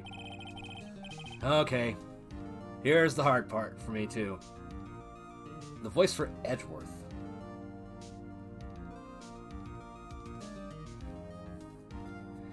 How do I want to do this? If I can do anything with it. No, I don't want to sound like too refined, because that's not exactly Edgeworth. Fuck. I don't know.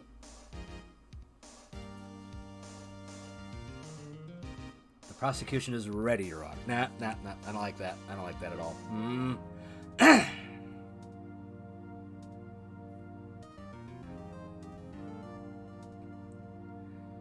It has to have a little bass in it, because he's got a lot of force behind it. Even when you hear his objection, like that. Let's see.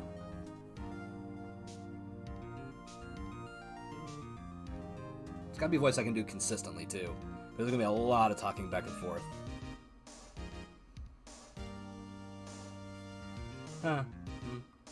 Okay, I'll try with a little more. I don't know, disinterested, maybe? I'll see if I can go with this. The prosecution is ready, Your Honor. The defense is ready, Your Honor. Miles Edgeworth. I better not show any signs of weakness today, or he'll be on me in an instant. Mr. Edgeworth, please give the court your opening statement. Thank you, Your Honor. The defendant, Miss Maya Fey, was at the scene of the crime. The prosecution has evidence she committed this murder, and we have a witness who saw her do it. The prosecution sees no reason to doubt the facts of this case, Your Honor. I see. Thank you, Mr. Edgeworth. Let's begin, then. If we may call our first witness, Your Honor. The prosecution calls the chief officer of the scene, Detective Gumshoe.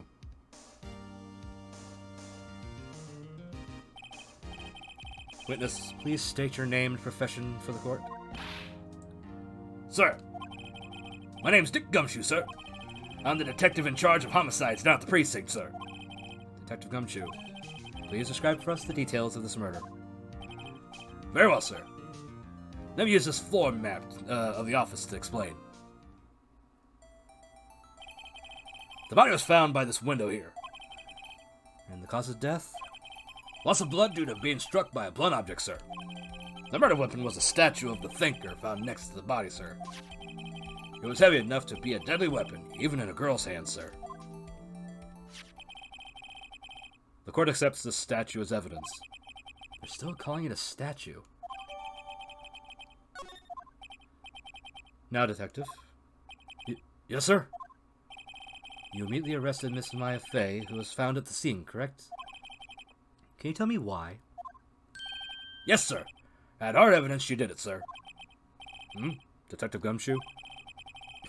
Please testify to the court about this hard evidence.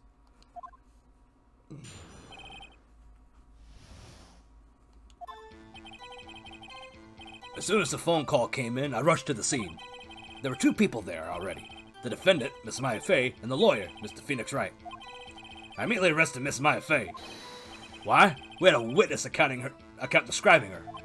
The witness saw Miss Maya Fey at the very moment of the murder. The very moment, you say. Very well. Mr. Wright, you may begin your cross-examination. Yes, Your Honor. Cross-examine what? I couldn't see a single contradiction in that testimony. Whoosh. Hey, Maya just threw something at me. What's this? When my sister couldn't find any contradictions in a witness's testimony, she would bluff it and press the witness on every detail. The witness always slips up and says something wrong. It worked lots of times. I should have expected Maya would know some of her sister's tricks. Alright, let's give it a try. Something the matter? No, Your Honor. I'd like to begin my cross-examination.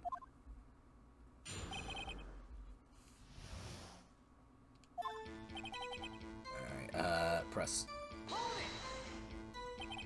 Who did you say you got a call from? Hey, pal, don't play dumb. You know who. The call was from a customer at the Gatewater Hotel, right across from the crime scene. Get it? Gatewater? Watergate? Okay, I pressed. Not sure it did much, though. Right, please continue.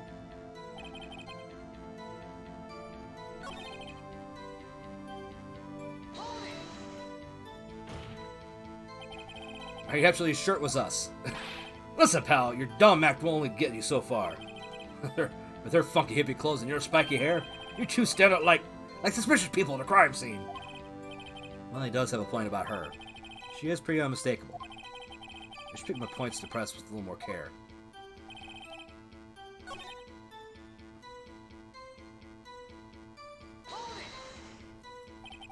Hold on just 1 second. Yep. If I heard correctly, you said you arrested her because you had hard evidence she did it, correct? Huh? Did I say that? Me? I heard you say it. You did say it. You said it. Exactly what about this suspicious woman and Pink's claim was hard evidence? What? Miss May isn't suspicious, and she sure isn't Pink, pal. Well, I guess she is Pink. That's enough. Detective Gumshoe, do you have any more solid proof other than her claims, Detective? I guess pressing can have its advantages. Yes! Sorry, I got the order of things mixed up in my testimony, Your Honor, sir. There was something I should have told you about first, Your Honor. Very well, Detective. Let's hear your testimony again.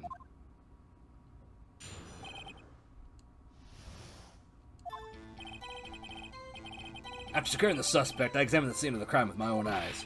I found a memo written on a piece of paper next to the victim's body. On it, the word Maya was written clearly in blood. Lab results showed that the blood was the victim's. Also, there was blood found on the victim's finger. Before she died, the victim wrote the killer's name.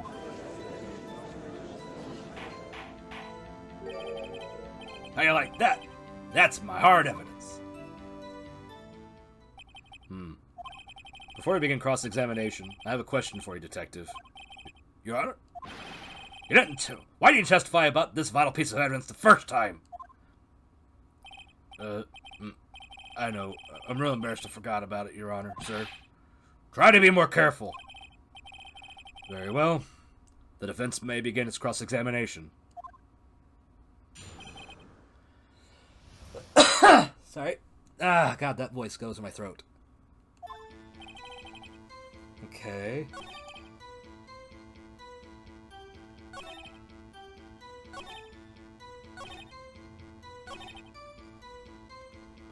Alright, let's take a look here. So, because this proves that it was instantaneous death, how'd she have time to write? Detective Gumshoe, there's one thing I want you to clarify for me here. You say that the victim, Mia Fey, wrote this note. That she was accusing the defendant, Maya Fey. That's really what you're saying? What? This isn't one of those lawyerly tricks now, is it? Of course she wrote it. Who else could have? You have it backwards, Detective. Backwards? The victim is the only person who absolutely could not have written it. This is a report from your department, Detective. Immediate death due to a blow from a blunt object. She died immediately. But... No butting your way out of this one, Detective. It is what you said earlier. Order! Order! The defense has a point. Someone who died imminent... God damn it. Someone who died immediately wouldn't have had the time to write anything down. Mr. Wright, I beg your pardon, but when exactly did you obtain that autopsy report? When?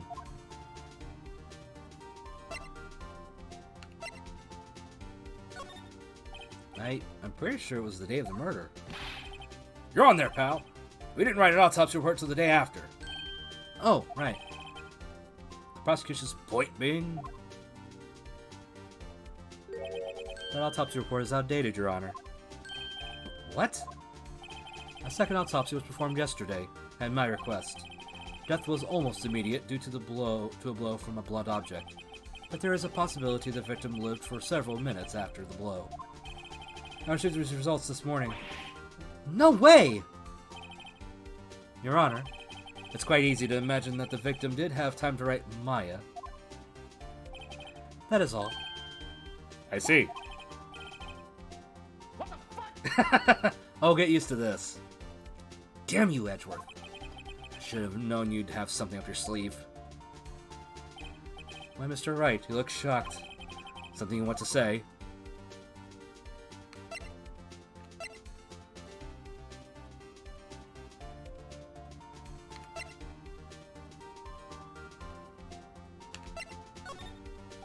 Mr. Edgeworth, I've heard there's nothing you won't do to get your verdict. What reason could you possibly have had to request a second autopsy report?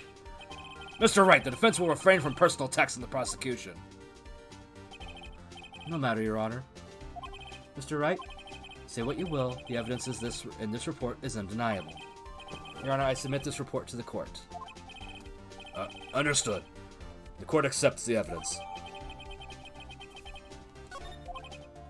Well, Your Honor, the evidence strongly suggests the victim was identifying the killer. I suppose that's the obvious conclusion, yes. Darn, this isn't good. The prosecution would like to call its next witness. This poor, innocent girl saw the murder with her own eyes.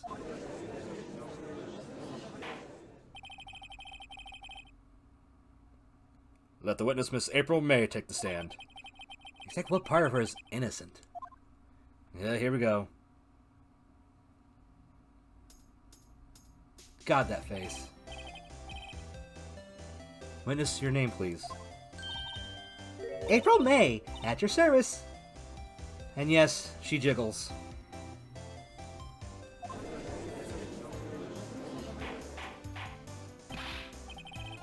Order! An introduction should not require any reaction from the audience. Or from the crowd. The witness will refrain from wanton winking. Oh, yes, Your Honor. This is not good. She's already captured the heart of every man in this courtroom. Tell us, where were you on the night of the September 15th? Fuck, I can read, I swear. God damn it. Tell us, where were you on the night of September 5th when the murder occurred? Gee, I was, like, in my hotel room? I checked in right after lunch. And this hotel is directly across from the Fang Co. law offices. That's right, big boy. Please testify to the court about what you saw.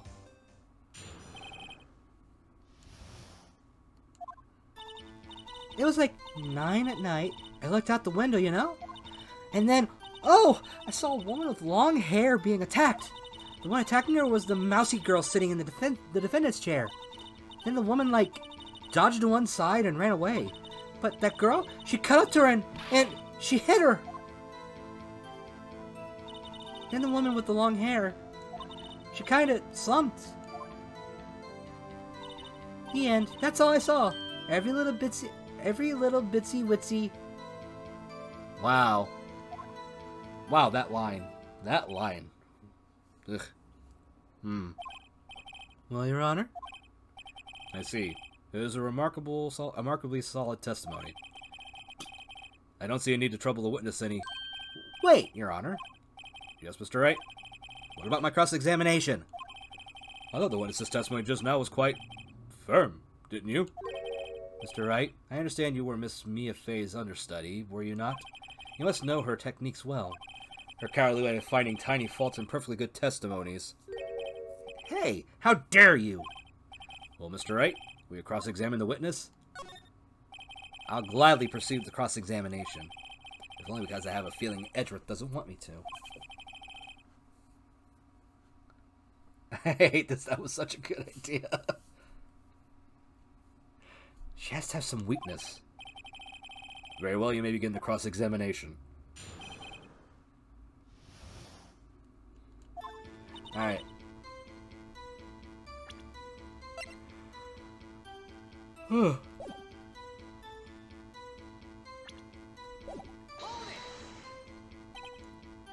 Why'd you do that? Huh? Why? Like, why what? Why'd you look out the window? Were you expecting to see something? Oh, well, gee. What, that's it? You can't get out of this question that easily. I sort of, you know, had a feeling. Well, I have a feeling she's trying to avoid the question. Maybe I should press her a little harder on this one. Let's see how far I can run with this. Sure, you must have had a reason to look out your window at that time of night. Mr. Wright, I will not have you badgering my witness. Badgering? You insist on needling her with these trivial questions. I really don't think it should be allowed.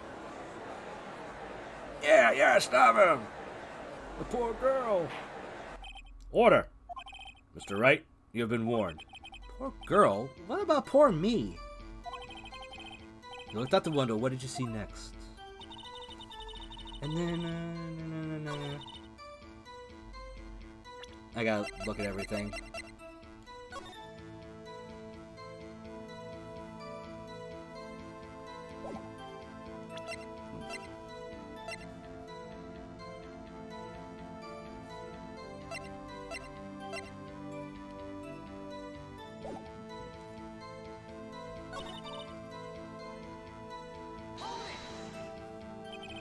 She dodged. Dodged what? Well, the attack. Please continue your testimony. What?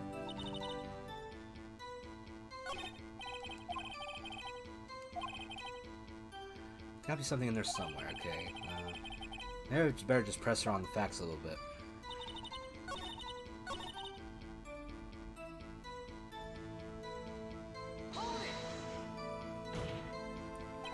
How do you know she was the defendant? Huh? Well, you know, she had a girlish physique. Women know these things. Look, I just know, okay? There was only one person at the scene of the crime with a short, girlish figure. The testimony is bulletproof, Your Honor. He's right.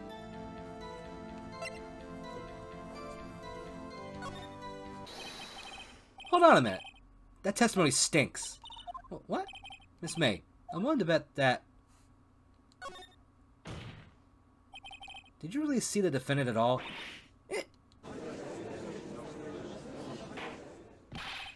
Mr. Wright, what's the meaning of this? Yeah, what is the meaning? Somebody tell me because I'm clueless. About this, I mean. Okay.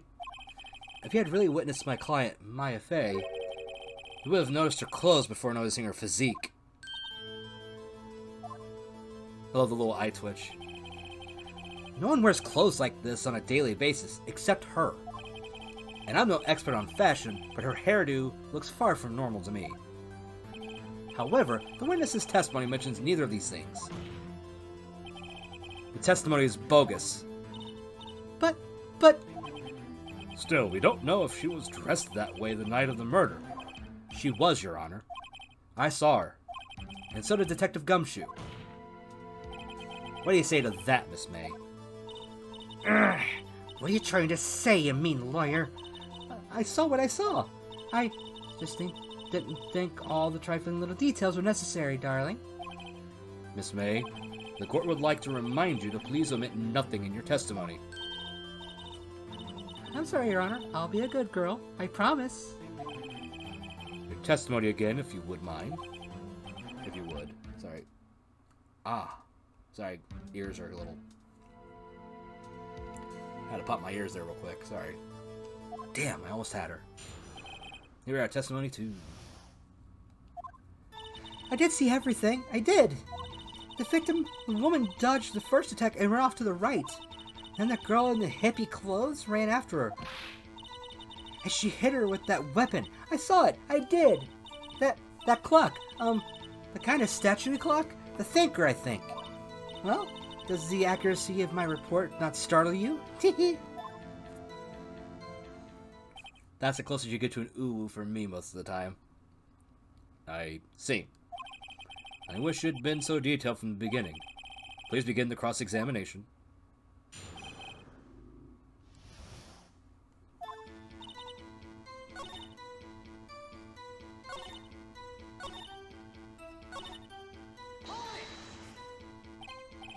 Clock? Didn't this come up in another testimony recently? Well, don't look so sour, Mr. Lawyer. You can't win them all. No, but I have a feeling I'm onto something now.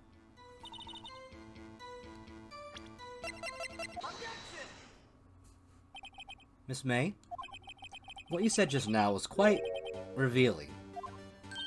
Revealing? Ooh, you'd like that, wouldn't you? Naughty Mr. Lawyer. You just said that the statue of the thinker was a clock. But there's no way of knowing that just from looking at it. Another person in much the same position as you recently called this a clock too. And he was found guilty of murder. Oh, give me time. Order! Order! Miss May, can you explain how you knew this was a clock? Ooh.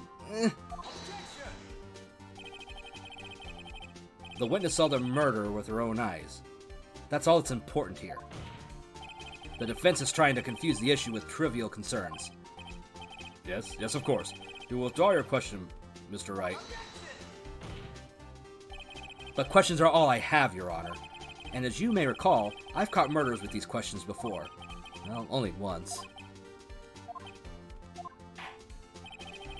Objection sustained. You may continue to question the witness. Whew, that was close. If you stopped me there, the trial would be over. Huh? What? So, what happens now? What happens now is you answer my question. How did you know it was a clock? What? That's... because I heard it. Yes, I heard it say the time. So you've been to the Fey law offices, to the law offices of Fey & Co? No! Hey, I didn't say that. Why would I go there? I heard it from my hotel room. The law offices of Fey & Co, where the murder took place, is very close to the hotel. She could easily have heard the clock. Well, Mr. Wright, are you satisfied? No, Your Honor. I can't give up now. I'm not satisfied because you were at the hotel. There's no way you could have heard a clock go off in the building next door. You have proof of that you could not.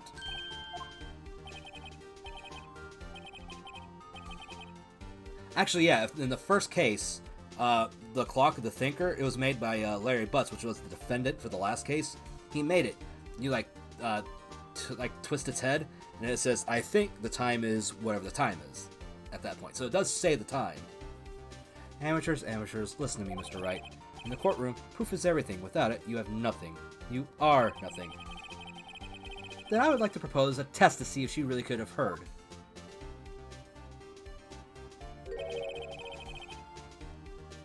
Cool. I'll be on here for at least another hour and a half for this stream, and then we'll take a break for dinner, and then I'll be back tonight afterwards to stream more. That'll be the Among Us stuff, so you know, Ash, Among Us tonight, remember.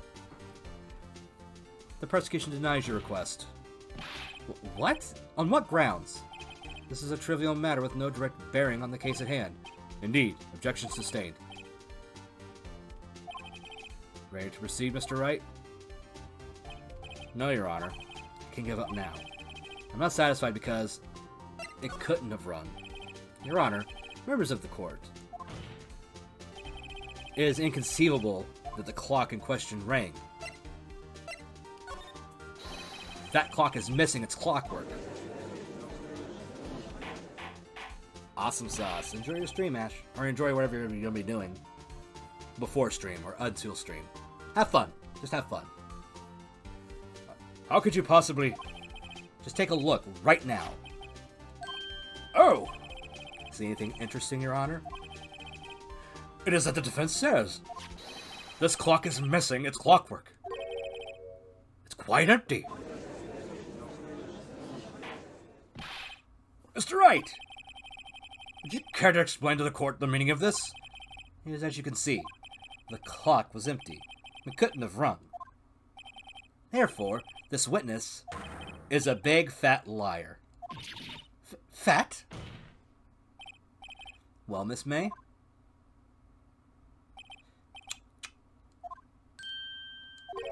Quite a show you put on for us, Mr. Wright. He knew the clock was empty? Somehow, he knew. I'm afraid you've forgotten one thing, however. Indeed, the clock is empty. As you say, it can't ring. However, we must ask, when was the clockwork removed? If it was after the witness heard the clock, then there is no contradiction.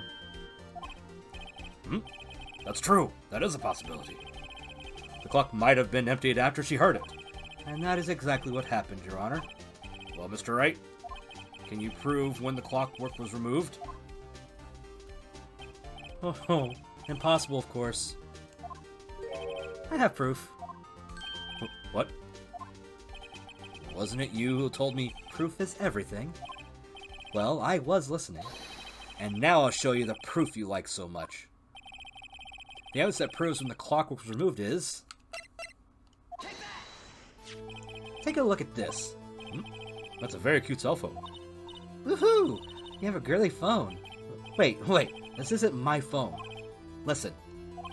This is the defendant's cell phone, and it contains a recording.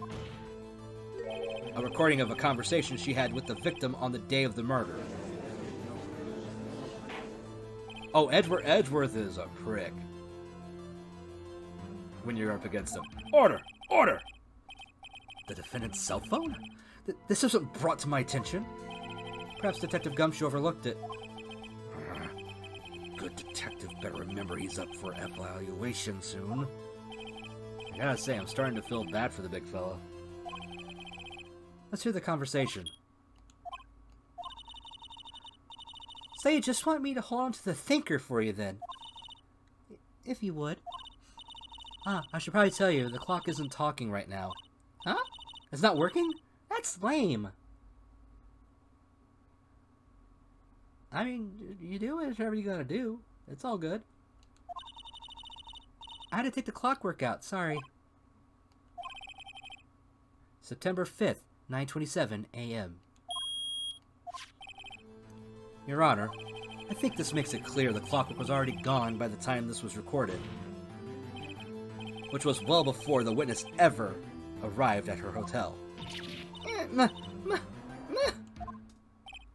Well, Miss May, would you care to explain this to the court? Just how did you know that weapon was a clock? Well, isn't it obvious? I saw the clock before. What store was that again?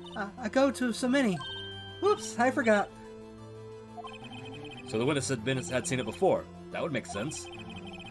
Does the defense have any objections, Mr. Wright?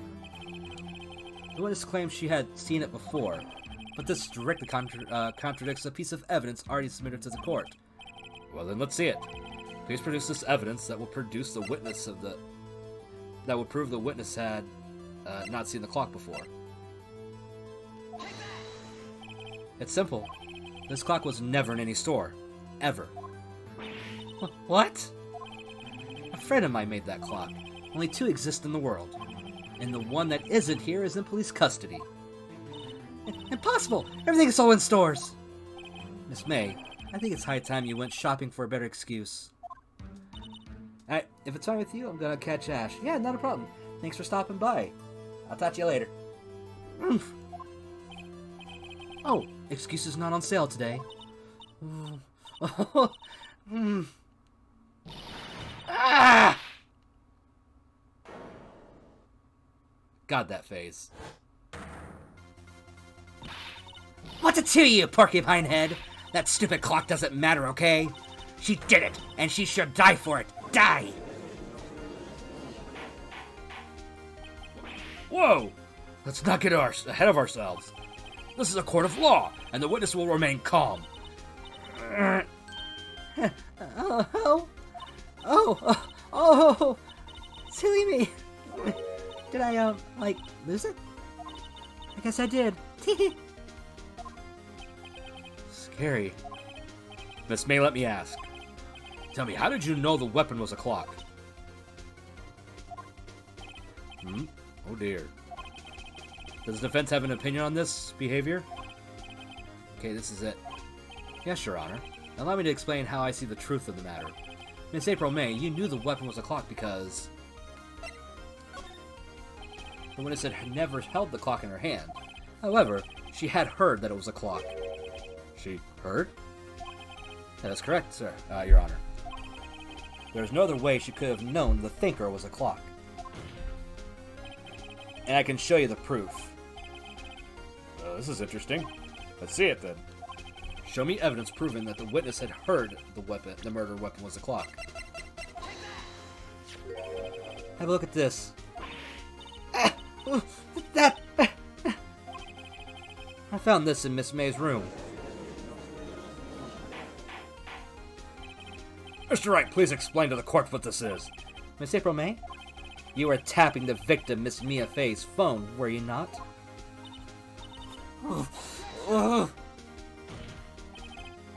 Your Honor, this is irrelevant. I'm not entirely sure that it is. Objection overruled. It troubles me that our witness was in possession of a wiretap. This is outrageous. Does the defense truly claim that the witness was tapping her phone? Absolutely. Even if that was the case, which it's not, you still have to prove one thing. Did the victim ever say that the weapon was a clock on the phone? Can you prove that? I think not. Oh yeah? I think I can. It's simple. What? Here's my proof. The proof that the victim said on the phone that the weapon was a clock. I present the defendant's cell phone. Yes, we've seen that. Listen once more to the conversation between the defendant and the victim. Mia, what's up? You haven't called in a while. Well, actually, there's something I want you to hold on to for me. Again? What's it this time? It's a clock. It's made to look like that statue, the Thinker, and it tells you the time. Miss April May, you used a wiretap to listen to this conversation. That's how you knew the Thinker was a clock. Am I wrong? Your Honor, this is ridiculous. Your Honor, look at the witness's face. Does she seem amused to you?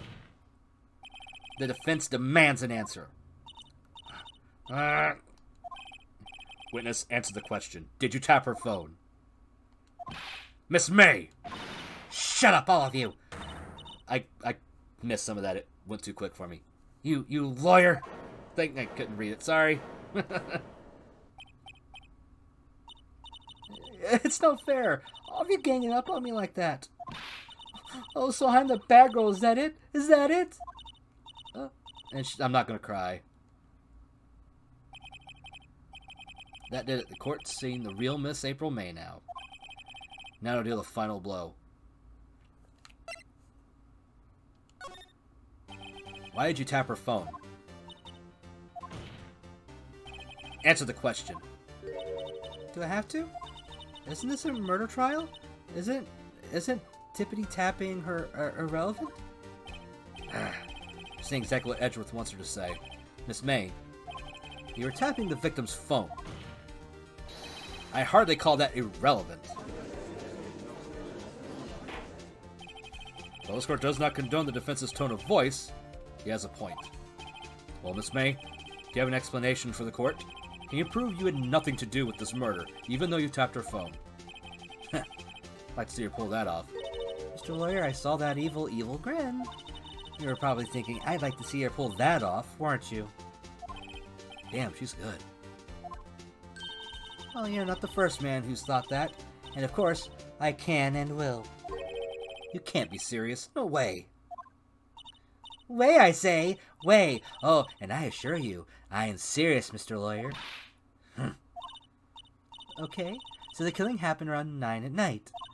Why, that's just when I was getting room service from that sweet bellboy. Room service? Iced coffee, I believe it was. Iced coffee, you know? Like normal coffee, but cold? If you don't drink it quick, the ice melts, and then you have regular cold coffee. Iced coffee? Think I'm making this up? Ask the bellboy. The bellboy. The boy. Jesus Christ. Ergo, the witness was not at the scene of the crime. At the scene at the time of the murder.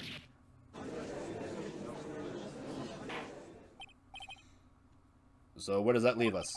It is my greatest pleasure to inform you that the witness appears to have been tapping the victim's cell phone.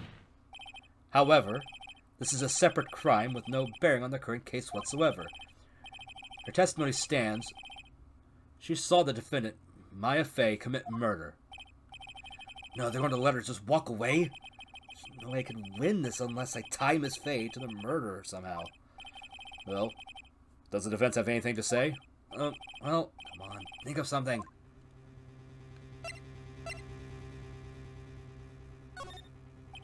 The defense would like to call the hotel bellboy as a witness. There's something suspicious here, and I'm going to get to the bottom of it. I think you've sunk him quite low enough already. I object to calling the bellboy. Why? What's your reason? Because I held that the wiretapping had nothing to do with the killing. However, if you agree to one condition, I'll consent to calling this witness. Condition? If Miss April May's alibi is not called into question after you examine the bellboy, then you will recognize that Miss April May was not the killer, thus she is innocent. And thereby you must also accept the verdict of guilty for Miss Maya Fey. That is my condition. What? You better find something suspicious in that bellboy's testimony. Otherwise, Maya would be declared guilty on the spot. What should I do? Alright, I've got nothing to lose except for, well, everything. Understood. I accept your condition. Fool. You fell right into my trap. Uh-oh. Wait.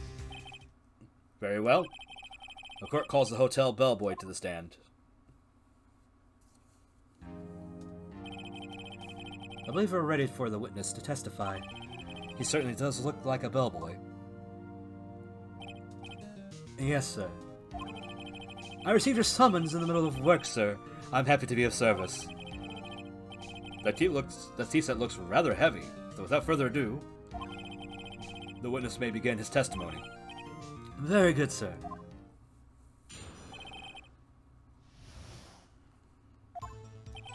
I am the head bellboy at the fine Gatewater Hotel, in business for 4 generations. I believe I received a call after 8 in the evening from our guest, Miss May. She asked for an iced coffee to be brought to her at 9 on the dot, sir. I brought it to her at precisely the requested time, of course, and I delivered the iced coffee to our guest, Miss May herself.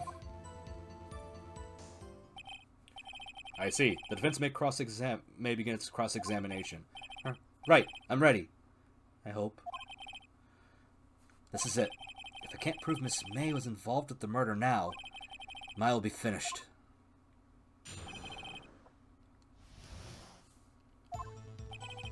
Okay, he's the head bellboy. So he receives a date. Is when he gets the call. Are you sure it was Miss May on the phone? I forgot to read, sorry. Absolutely, sir. How can you be so certain? I checked Miss May in personally, sir.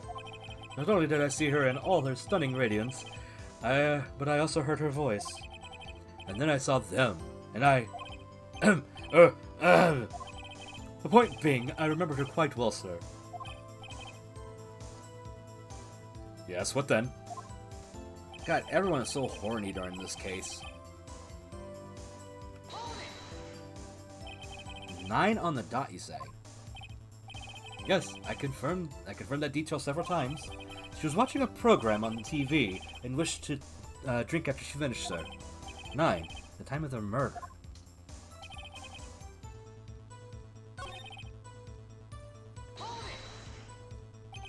You're sure it was Miss May herself? Absolutely, sir. Absolutely? Yes, sir. As in, so very absolutely, sir. It's an endearing mannerism of mine. How come you're so very certain? Well, when I brought the room service, sir, she, I guess, sir, favored me with an embracer, sir. Embracer? Is that French for embrace or embracier? It's French for kiss, sir. But not a French kiss, sir. More a peck on the cheek. Why would she have done that? I believe perhaps she was momentarily swayed by my prim demeanor, sir. It was a moment I shall never, ever forget, sir. Sounds pretty fishy to me. I think our Miss May was up to something and wanted the bellboy to remember her. It's no good. There's nothing there. Is that it? Finally understand. This bellboy has absolutely no reason to lie. Now, if you have any decency, you will end this rather tedious cross-examination here. It was a bit tedious. The witness may leave the stand. Can't let this happen, can I? Wait! Please wait! Yes? Does the defense have something to add? One last question. Let me ask one last question. Your Honor, I must object. This charade of justice has gone on long enough. Now, Mr. Edgeworth. Alright, Mr. Wright. I'll give you one more question. That's all.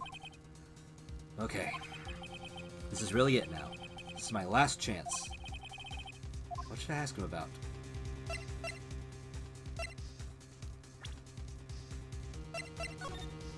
Just in case I fuck it up.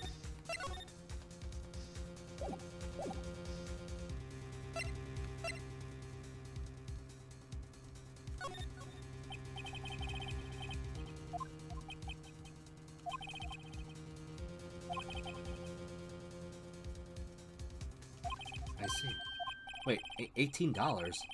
Does that seem a bit expensive? Yes, well, iced coffee for two, you know. And we don't skip on the ice, sir. I fucked up. I should have read that. I thought I'd fucked up.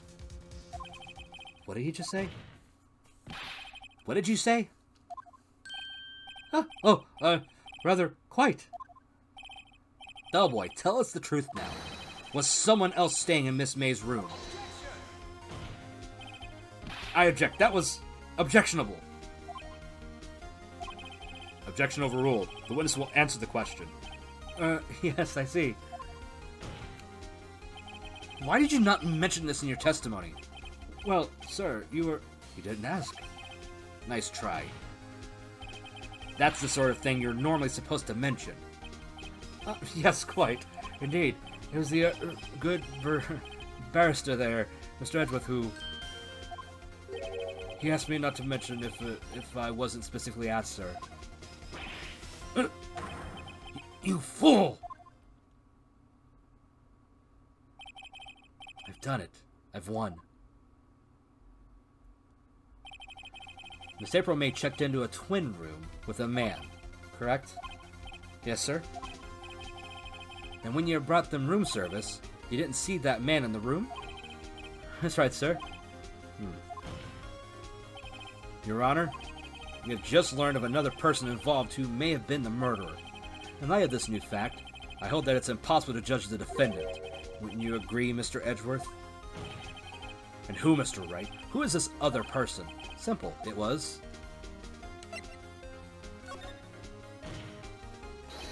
the man who checked in was Miss May. Your Honor, as has been previously revealed, Miss April May was tapping the victim's phone, yet Miss May herself has an alibi at the time of the murder. However, that does not clear the man that was with her. The bellboy saw no one else in the room at the time of the murder. What a convenient little setup. But it's too late. Too late? I suppose you'd like it if it was too late, wouldn't you? After all, it was you who hid the presence of the other man from the court. Upstart. Amateur. These accusations are ludicrous. Enough. The court acknowledges the defense's argument. I expect the prosecution and the defense to look into this matter fully. Am I understood? Yes. Yes, Your Honor. That is all for today, for the trial of Maya Fey. Court is adjourned. And we get a stay.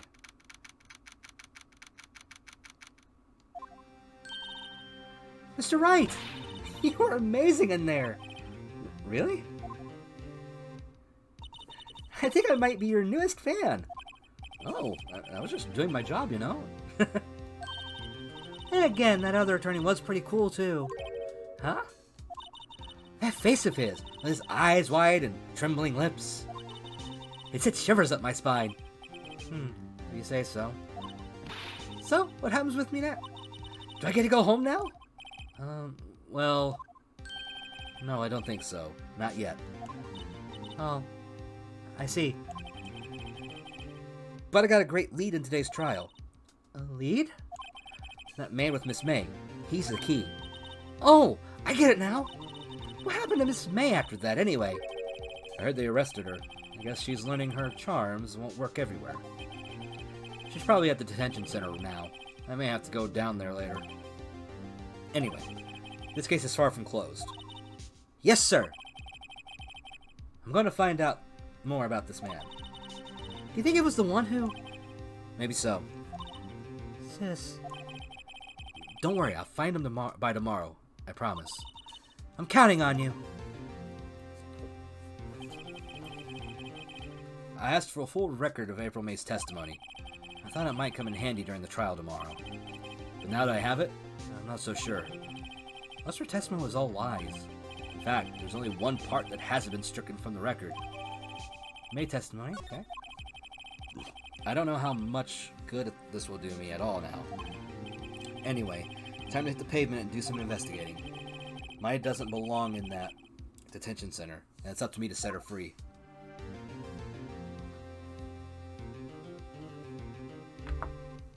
Time for a drink break.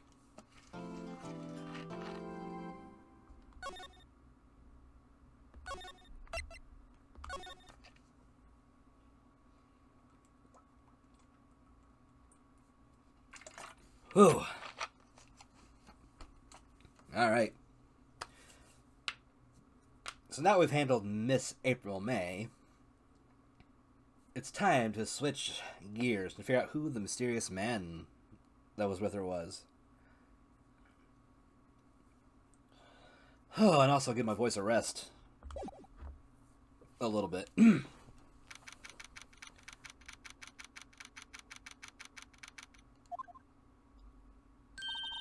Fuck, I forgot she's the first thing. Okay, it's fine. Well, hello! I didn't expect anyone to visit me in such a dank place as this. It's really quite moving.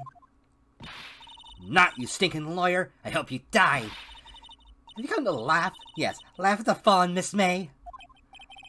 No, not really. There's something I wanted to ask. Unfortunately, there is nothing I want to be asked. Haven't you done enough questioning, you spiky head? Here we go again. So you're just scaring the security guard. So, what is it you wish to ask me then? For starters, how did you get to be so totally whacked?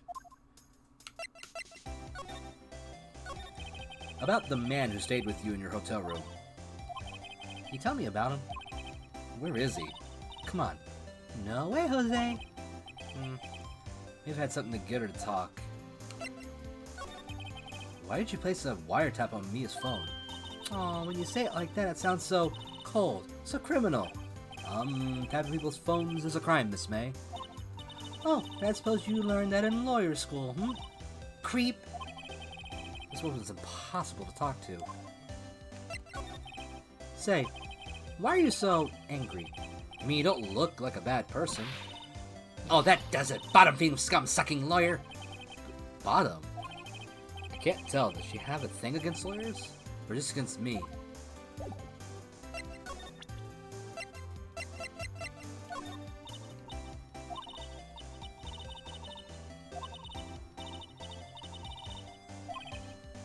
Yeah, I'm not gonna read every little thing.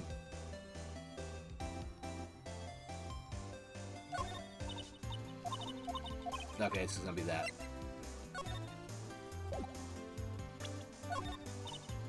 Okay, she's not gonna answer anything.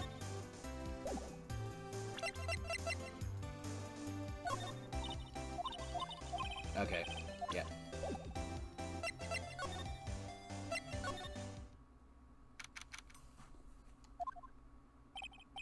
Ah, welcome, sir. Quite the performance today, if I dare say so myself. Oh, thanks. Sorry for putting you on the spot like that. No, not at all. Not at all, sir. Your efforts today can only help the Gatewaters rep, as they say. Huh? Rep? Yes, our reputation will swell as the hotel where the murderer used a wiretap. We could charge a premium for the room, of course. It'll be great for business, sir. Whoa. This man has been charged with murder. I, too, will become famous. The bellboy who brought the murderer iced coffee. Why do I feel like we're both stuck in the same bad dream? So, you are our honored guest. Please let me know if there's anything I can bring you. Oh, Sage sets... Oh, God, I don't know how to pronounce that. Sage. They got it. Thank you for the follow. It's appreciated. Welcome to the stream. I hope you're enjoying my voice acting? Question mark. Just playing through the second case right now with Phoenix Wright Ace Attorney. So enjoy. About Miss May. Oh, her, sir. Not to boast, but I knew the moment I saw her. She'd do it, I said. Do what? I was trying to think the most suspicious person here is this guy. Oh, hey! Oh, thank you for the birthday wish. Oh, thank you. I appreciate the wonderfulness there. And you're awesome. Then again, I think all the people that come to my chat are awesome people, because only awesome people come to hang out with me. Okay, I say that, but it's just that there are a lot of awesome people, especially hanging around with people like Ash. And Ash is very awesome. Give me 1 second, I'm gonna turn the fan up. It is hot in here. Give me 1 moment.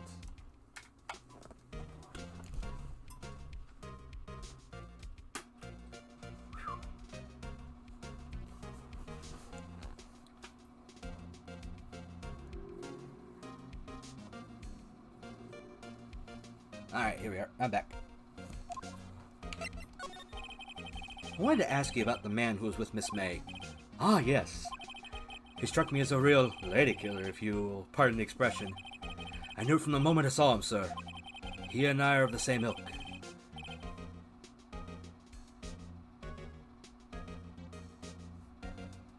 Oh, okay.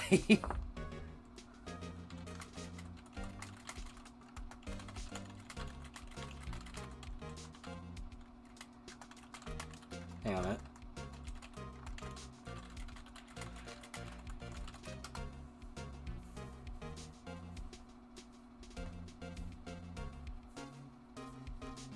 There we go. He and I are the same ilk. We both carry the scent of danger.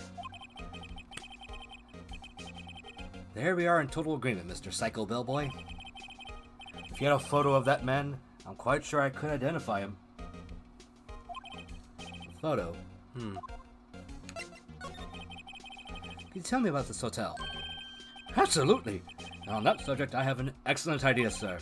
Currently, this hotel is known as the Gatewater. I propose that we add a subtitle. Subtitle? The Gatewater Hotel. Murder Manor. Well, what do you think? Sounds great. Whatever floats your tea set.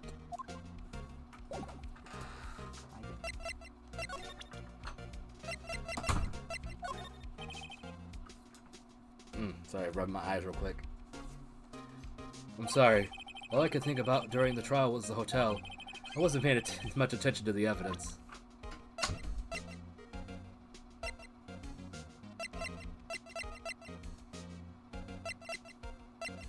Huh. No, not move.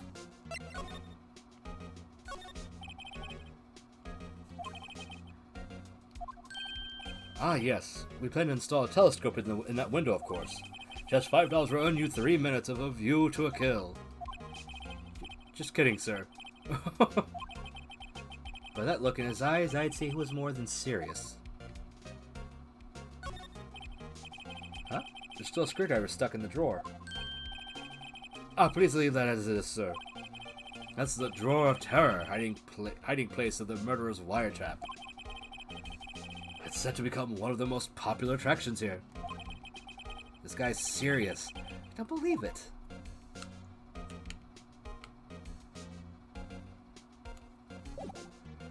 Alright, nothing I can do here.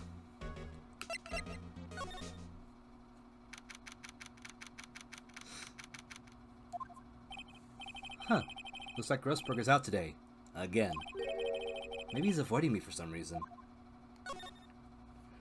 You have a very big obvious change. Wait a second. Wasn't there a giant painting hanging on that wall? Yeah. Yeah, it was a painting of... Wasn't it? It wasn't a very memorable painting anyhow.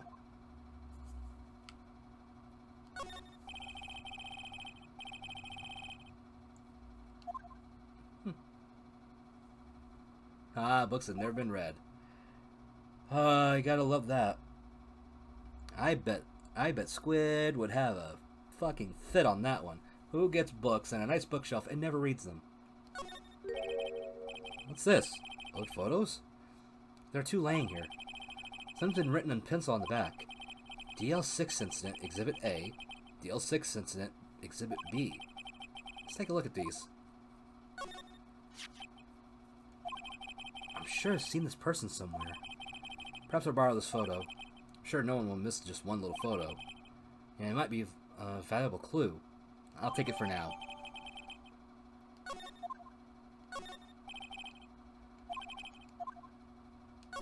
I don't know how that switched over. The photo lies on the desk. Maybe I should switch it with the one I took?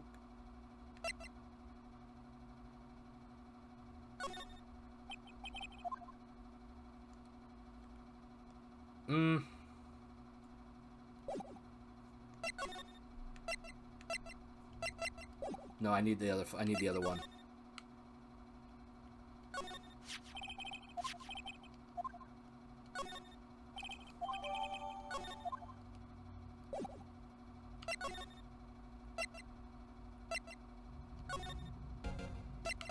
And now,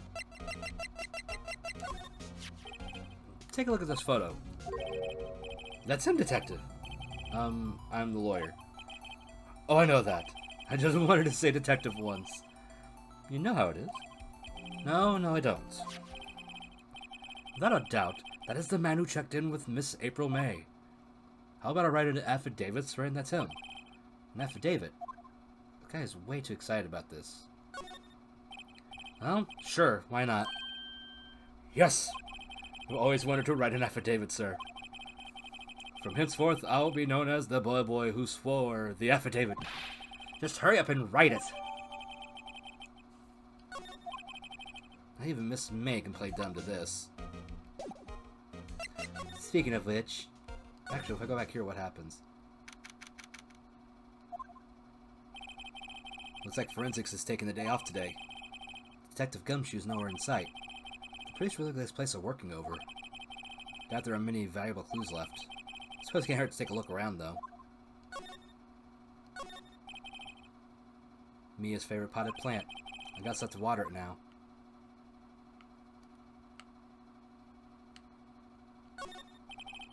Mia's desk, perfectly clean, as always. The only thing it's missing is... Oh! We got a weird raid! Hey! Hey, bro, thanks for the happy birth. So, how was the stream? Thank you for the happy birthdays. How goes it, birthday boy? Well, right now, we're investigating a murder. So it goes well. And, except for my throat. My voice is not having this today. All the voices. So, what was on... So, how was the doodling? It was very doodle and wholesome? What wholesomeness did you doodle? This I gotta hear. Actually, if are you gonna tell me, or are you gonna put it up on your Twitter later so I can look at it? Who died? The main character's boss. Funked on the head. Her sister is under suspicion for murder. Brilliant. Had a game of war, made a fistful of fragged Sonic with pizza, praised the Tankard Vault, and talked about Game Blast. Now, that must have been a fun time all around, yeah.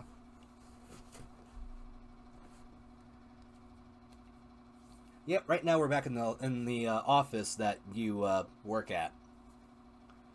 We got to some pictures, and we're still trying to find some evidence and trying to connect the dots because your boss was being wiretapped. That case, I remember that. Yep, this is the second case in the game.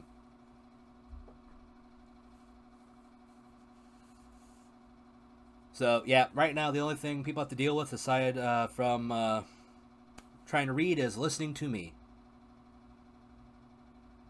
Well, I'm glad you were happy with how it went, Weird. I'm sure it was awesome. I'll have to take a look at the VOD at some point here in the next day or so. If I had the time today, I'd look at it, but I still have more stream today. And later tonight. In fact, I still have another hour to go until I'm done for this little stream here. Oh, excuse me. Alright. Just do a quick stretch. And I think I'll go ahead and start with the next bit of dialogue. Just bear with the bad voices. You know how it goes, Weird. Hey, you do you, man. Streamer, keep him busy. I know how you know how it goes too well. Yeah, exactly. I'm only busy today because it's the birthday, and I thought this would be a fun way to spend it rather than just lazing about in my room doing nothing.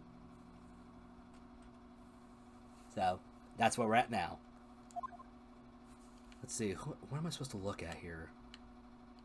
No, I already did that. You couldn't cram more legal books in here, even if you wanted to. All the cases that the chief worked on are filed here. Are some of the files missing? Nah, I'm just imagining things. I don't think there's anything else I can really use.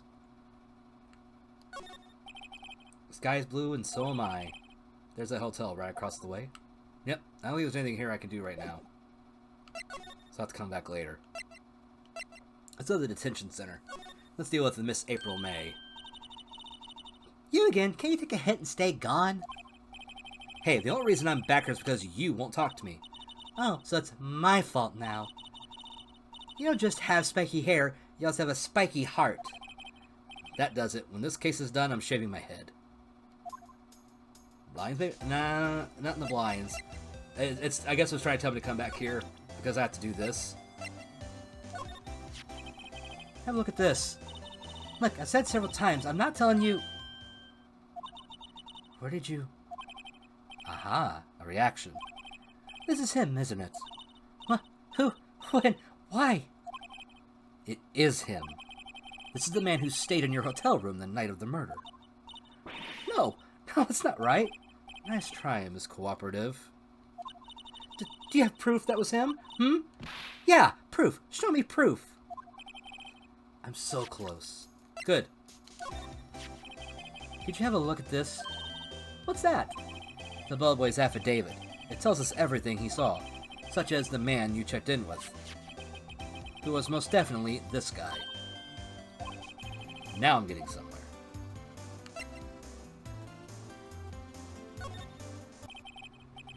This is it, all or nothing. Time to do a little bluff. No use playing dumb, if indeed that's an act. If you don't talk, I'm taking this info to the press. What? Even though you should have been witness to murder, your little friend was missing. I'm sure the press would have a field day with his reputation. Ooh, fine, I'll talk. You win, lawyer. Yes. Man, that felt good. It's great to be alive.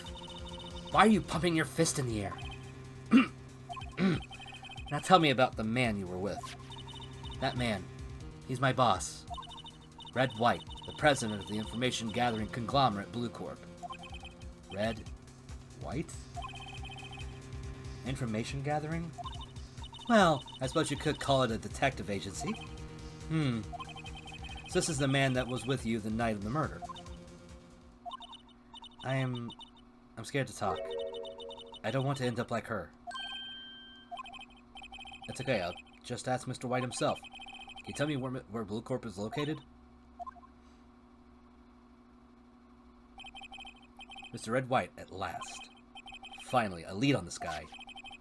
If April May couldn't have done it, that leaves him. Time to take action. And I discard the affidavit for some reason. Oh yeah, if there's one thing this game series has in spades, it's fantastic character animations and character designs, as well as just the way they make the characters feel alive with just minor things like that. Yes, it's like Noir, except yeah, it was originally on Nintendo, wasn't it? They were Game Boy Advance games first, and then when they came to the West, they were on the DS, and now they're on the Switch and other stuff like this, like Steam and PlayStation. I highly recommend them. Get the trilogy; it's great, and then get the other games on DS and 3DS. You won't regret it.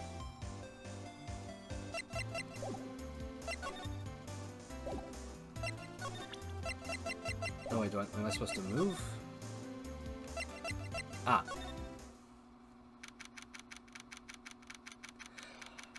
Excuse me. What's with the surreal decor? Welcome, please furnish me with the title of your personage. What the? Your name. What's your name? I was just inquirably asking the title that you go by. I do too. It's great, isn't it, having the originals? I own all of them. I just wish they'd made the other ones, physical, the last couple. They've been great. Wright. Phoenix Wright. Inquirably? Mr. Wright, is it? Right, I see. Splendiferous. Perhaps I have intimidated you with my giantesque vocabulary. What's this guy's problem? I'm Red White, CEO of Blue Corp. You know, corporate expansion official. My business dealings bring me into contact with the elite of the elite. So I'm afraid I'm not used to conversing with the worldly challenged. Or the wordily challenged. I'm wordily challenged right now, too. What a fruitcake. Let me guess. You're an attorney fresh out of law school, are you not? That's the only explanation for why you would come to meet me like this. What does he mean by that? No matter. So, what business does a mighty lawyer have with a man such as myself? Yipes. This guy's arrogance meters off the scale. It reminds me of a certain somebody. Looks like he sniffed glue then turned gay. Jesus Christ. Kinda. I mean, I don't. He just. It's like the most it has been the most fabulous glue ever. Miss Mays is an employee of Blue Corp, is she not? Correct. She was my secretariat. What a shock it was to hear what she has done. What she has done? You mean the wiretap? Indeed. She has paid to answer phones. Tapping them is not in her job description. She has gathered information for us as part of her duties. But I assure you, we do not condone illegal methods. It is ineffable. It is ineffable that she would do this. He sniffed glitter glue. There you go. That's correct, I think that answers it perfectly. It sounds like he's trying to turn Miss May into a scapegoat. On the night of the murder, were you in April May's hotel room? Who can say? I seldom pay attention to mundane details such as time and place. My motto is, don't worry, be happy. Still, Mr. White, the hotel bellboy has stated on the record that he does remember you very clearly. No matter. The bellboy can say what he pleases. I still won't talk to you. If you want me to speak, put me on the witness stand. Although I doubt you'd be capable of doing that.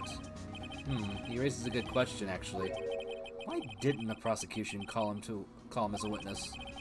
You should have seen the same. You should have seen the same thing as April May. Oh ho ho! The police, the courts.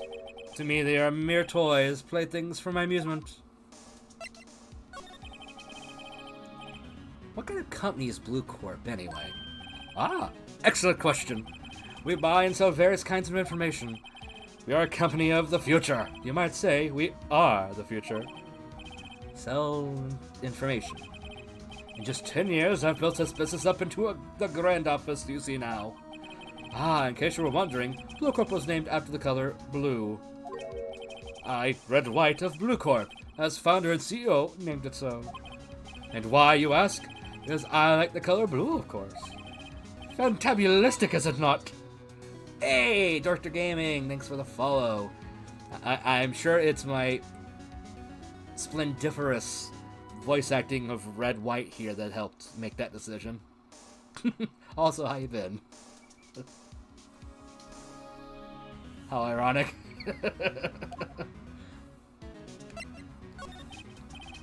There's something that's been bothering me. Yes? What might that be? That big painting on the wall over there. You know, I've actually seen that painting before. Oh? Just yesterday, actually. Your point being?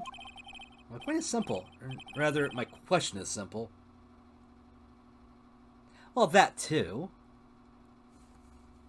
And thank you for the follow for the birthday. Why is that painting hanging on your wall? Mr. Wrong, was it? Right. It appears you do not fully grasp your position here. I ask again, who are you? A lawyer. No, my feeble friend. A mere lawyer. Worth nothing. Zilch. Zippo. Nada. Yeah, it was just yesterday. No.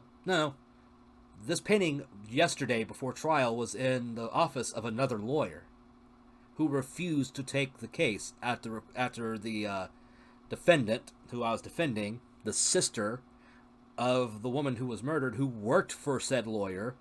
He rejected their the sister's request to represent her flat out before we could ask. And suddenly this painting that he would never get rid of and never sell suddenly comes here. Curious that. Just like that's our excuse for an attorney, Grody Burger. What?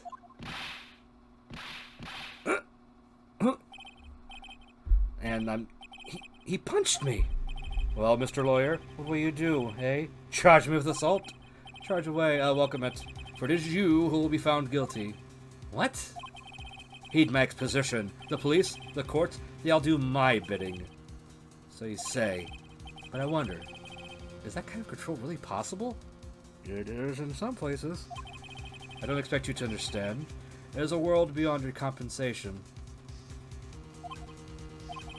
You came here for from Grody Burgers, I presume. Mr. Grossberg's? Yes. Then you must ask him, why is it that this painting of his hangs here? Perhaps then he will tell you. Perhaps he will explain how a man can live life purely for personal profit. Go now. Skedaddle. There's nothing more to discuss.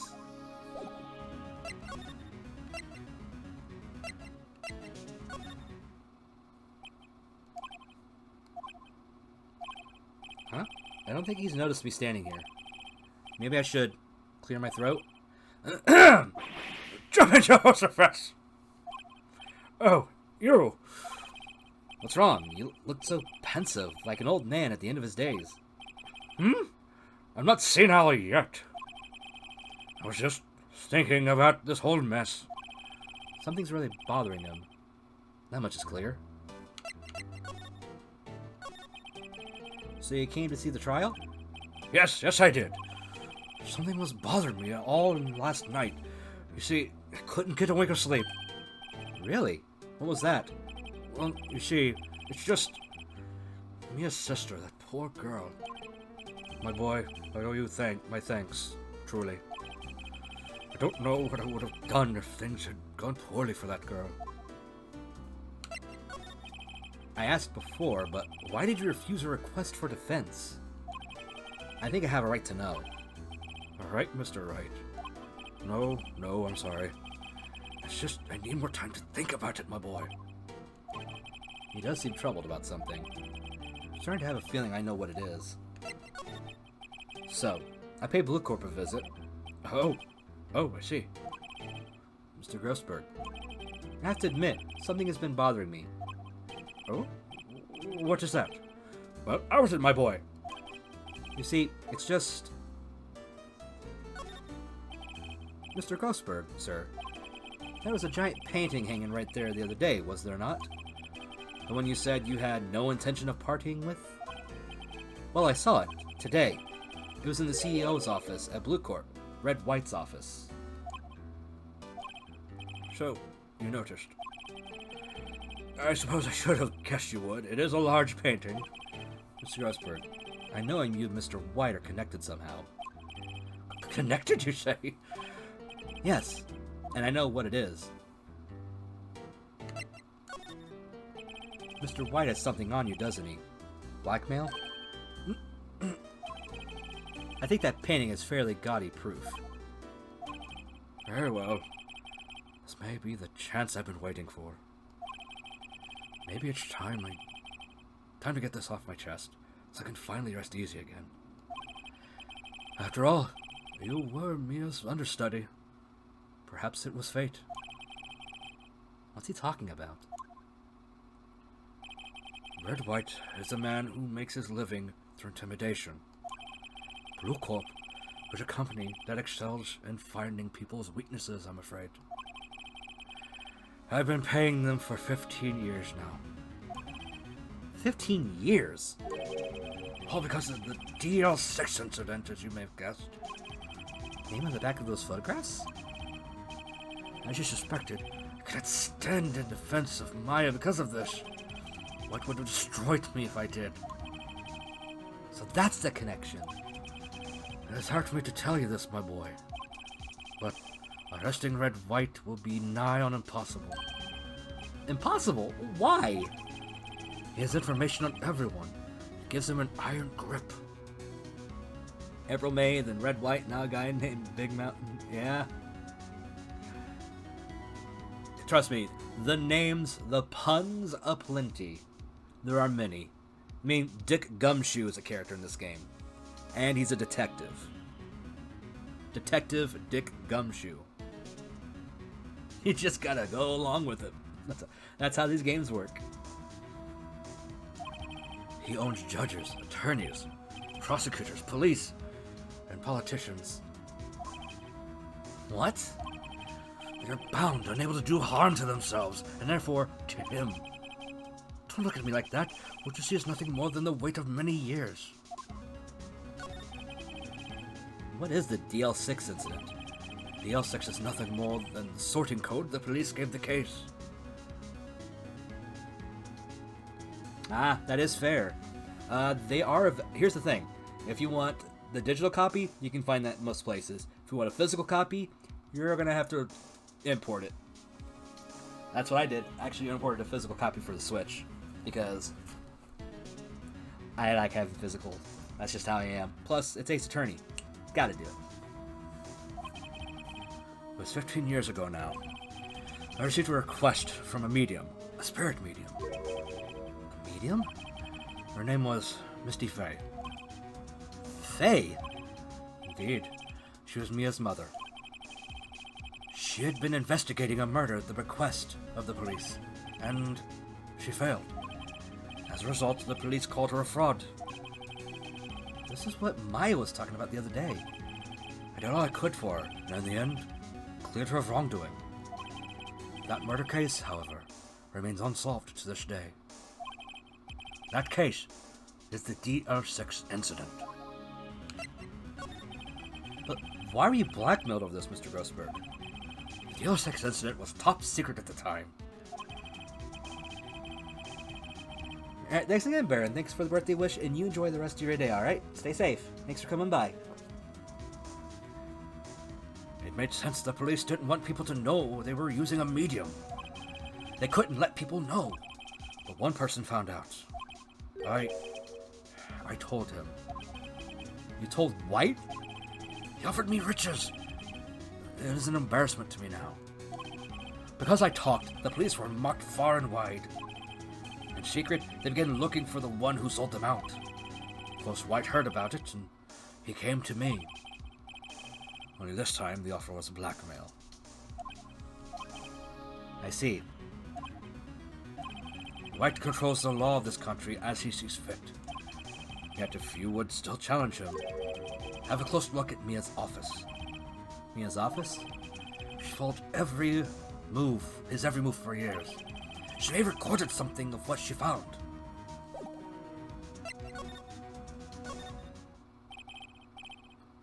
It's funny. Looking at this room, it seems so normal. Hard to imagine a murder took place here. Mr. Grossberg said there would be clues. Maybe we should have another look. All the cases the chief ever worked on are filed here. They're in alphabetical order. Let's take a look.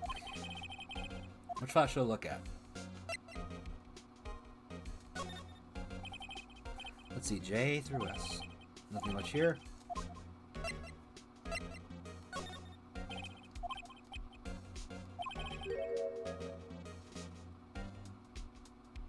Ew. She has a collection of suicide reports. There's politicians, policemen. There's writing on most of these in pencil. White? This is Mia's handwriting. Wait, I get it! Mia thought he was involved in these suicides.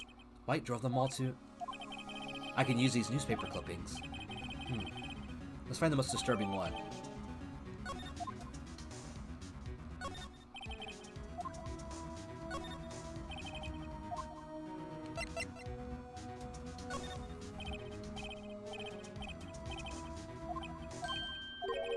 The entire W section is missing. Was it taken?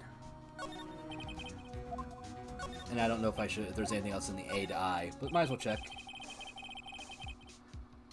Let's see if there's a record in this file that catches my eye. A, B, F, Misty Fey. That's Mia and Maya's mother. Should I take a look?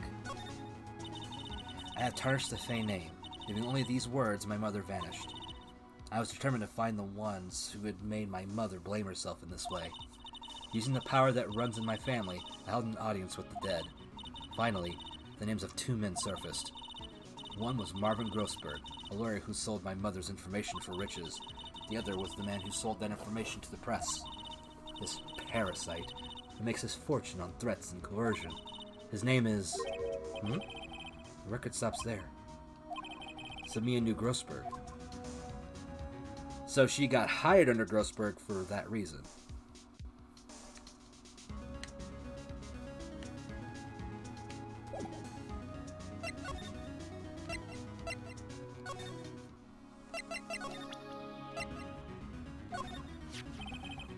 I found this in Mia's files. So she was investigating Red White, as I expected. Well, if you wanted to challenge him, you could present this in court. Not a bad idea.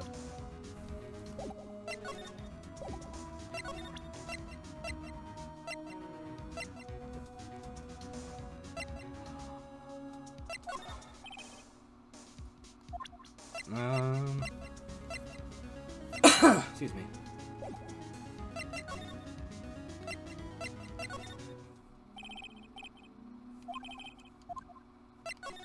Damn it.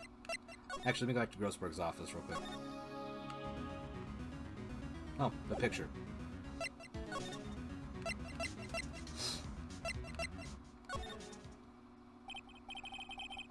Well, aren't you persistent? Sorry, but there's something I have to ask you. Mr. Lawyer, I really hate having to repeat myself. But it seems the message has not yet penetrated your thick skull. Stop bothering me. Try my patience further if you're a nasty accident maker. Do I make myself clear? Transparent.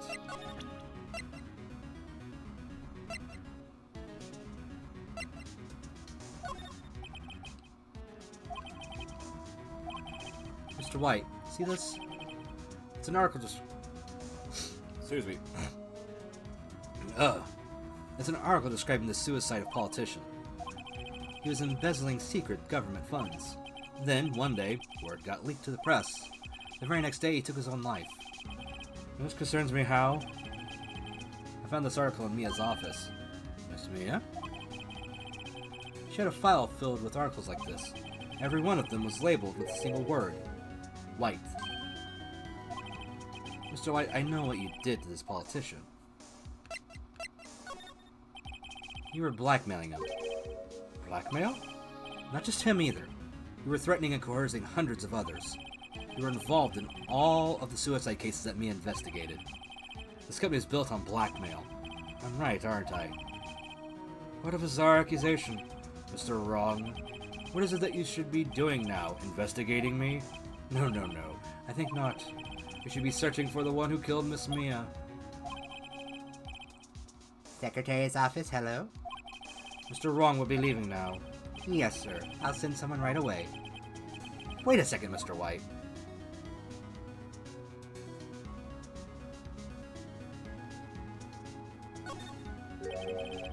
You're absolutely right. I should be looking for the killer now. And actually, I've done better. I found him.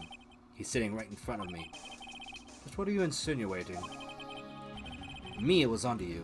She was keeping tabs. For this reason, you had April May tapping her phone. Then Mia was murdered, and all the documents about you mysteriously disappeared. So, the culprit would be... Even a child could work it out, Mr. White. You did it. Secretary's office? We won't be needing an escort for Mr. Wrong. Instead, please connect me to the public prosecutor's office. Of course, sir. One moment, please. White, that you? What are you doing calling me at a time like this? Hello, Chief Prosecutor. I've changed my mind. I want to testify tomorrow. What's this about? The Mia Fake case. I witnessed the murder, you see, and thus, as a very important witness, I would like to testify. What? Why now? I thought you said you didn't want to go to court. Quietude! I told you I changed my mind, didn't I? Oh, and one other thing. Send the police over here right away. The man is standing right in front of me. He looks dazed, but could be violent. What? What man? Are you even listening? The executioner, the hatchet man, the liquidator, the killer man. What? Mr. White, this isn't another one of those, Chief Prosecutor. I do not believe you are in a position to freely offer your opinions to me, correct? I'm telling you to send the police now. Did I not tell you, Mr. Wrong? You are a mere lawyer, as was Miss Mia. How dare you! I'll point the finger at you, and you will be tried as Miss Mia's killer. The case is as good as settled. No lawyer of any worth will defend you. I have friends in the local lawyers association, you see. You'll be given a lawyer so stupendously inept that they make you, even you, look competent. I feel faint. Detective Gumshoe reporting, sir. Ah! Butts! Harry Butts! Right, actually. Phoenix Wright. And my friend's name is Larry. Oh, right. Sorry, pal. Butts was the murderer, right? Detective Gumshoe, I present to you the man who killed Miss Mia Fey. What? Take this despicable human being into custody. Farewell, Mr. Wrong.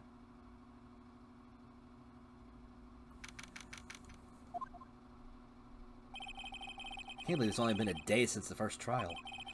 My trial begins tomorrow. White's going to set a trap for me. The prosecution will be in on it, of course, Edgeworth included. An attorney was assigned to me by the state yesterday. I refused. I had an idea. Right! Mr. Wright! Oh, Mia. Or Maya. God, I'm tired. Oh, great, they let you out of detention. Just now, yes. It's all thanks to you. Now I'm afraid we switch places. What? You mean, you... I explained what had happened to Maya. Yep. Hello, crazy change. Are you still having fun with the suspicions? There's much suspicions. I explained what had happened to Maya. I don't believe it. How many people does that man need to destroy before he's satisfied? My mother, my sister, and now you? This has gone too far. Mr. Wright, please tell me, is there anything I can do?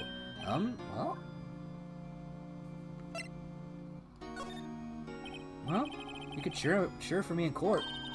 Cheer for you? You mean like a cheerleader? Yeah, like that. All right, leave it to me. I'd better go get a uniform and some pom-poms. Wait. What?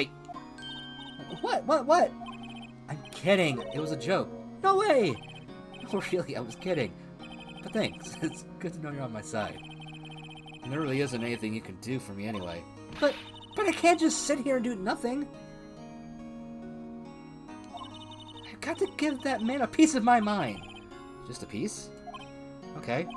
Then come to the trial tomorrow. Okay, I'll be there. I'll show them a thing or two. I like Maya. Times may change, yet with crime, it's the same old story. In fact, it's gotten worse. Lengthy court proceedings are no longer realistic. Beginning a few years ago, a limit of 3 days was put on initial court trials. Almost all finish in a day, most with a guilty verdict. I never thought I would end up in the defendant's chair myself for this case. With the two culprits appearing as the star witness. This is it. Tomorrow it's me or him. What I like about this game series is that it's an indictment on the Japanese legal system. So it's really interesting commentary.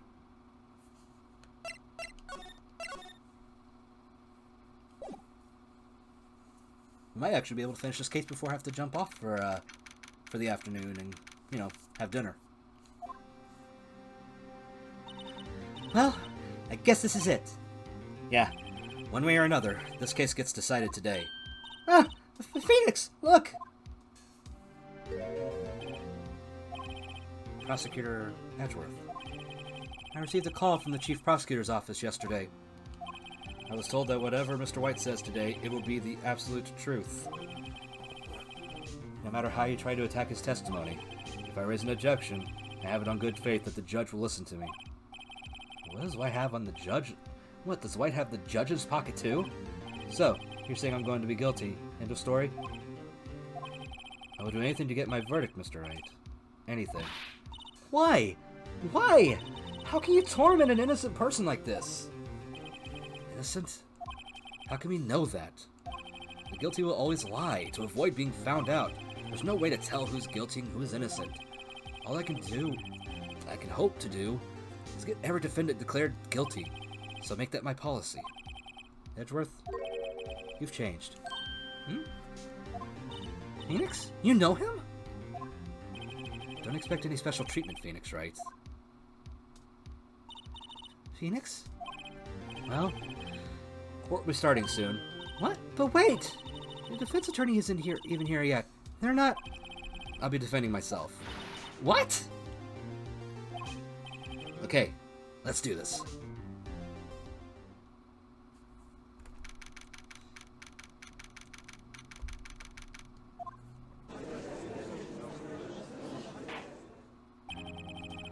Court is now in session for the trial of Mr. Phoenix Wright. Prosecution is ready, Your Honor. The defense is ready, Your Honor. Mr. Wright, Are you sure you're up to doing this? Yes, Your Honor. I will be defending myself. understood. Very well. Mr. Edgeworth, your opening statement, please. As the details of the events are already quite clear to the court, today we hear the testimony of a witness to the defendant's crime. I see. The prosecution may call its witness. That went far too smoothly. Why didn't the judge ask Edgeworth why his witness didn't testify before? It's like he already knows why. If anyone's going to raise an objection about this, I suppose it's me.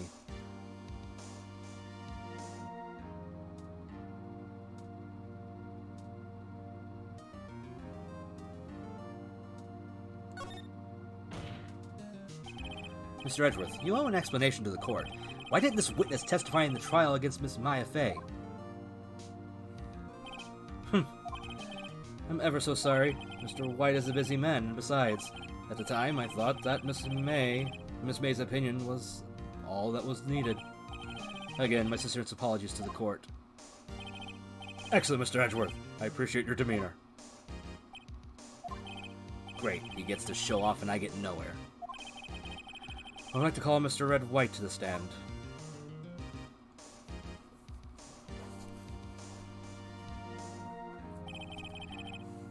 Please state your full name.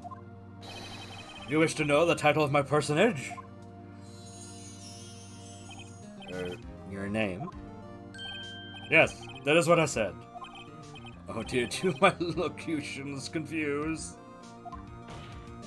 Name! These two are great together. My name is Red White, but my friends call me Blanco Nino. I am the CEO, or to use a more common term, the president of Blue Corp. Did you know the victim, Miss Mia Fey? That would be a negatory. No, I did not. You were at the Gatewater Hotel the night of the murder. Correct. And you witnessed the murder from there. Why tell you what you already know? Very well, Mr. White. You may begin your testimony. If I can't rip this guy's testimony apart, I'm done for. Why do I always feel like it's the end of the world and I'm the last man standing? Ho ho ho! I hope you have made your peace with God, Mr. Lawyer. Let him have it, Phoenix.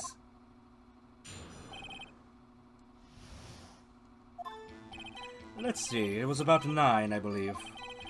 I was quite perusifying. I was quietly perusifying, that's reading to you, some papers by the window. Then I heard a bedlam coming from outside. Surprised, I turned to look at the building across the way.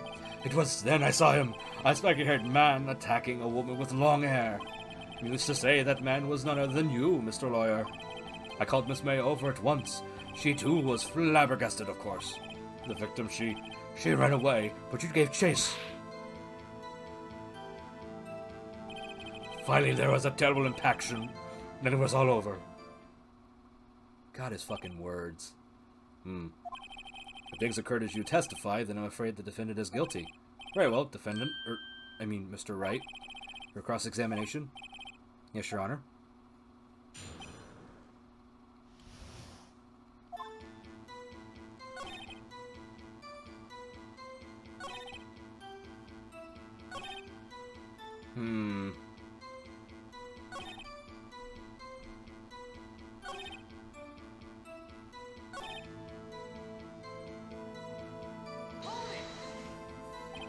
What was Miss May doing at the time?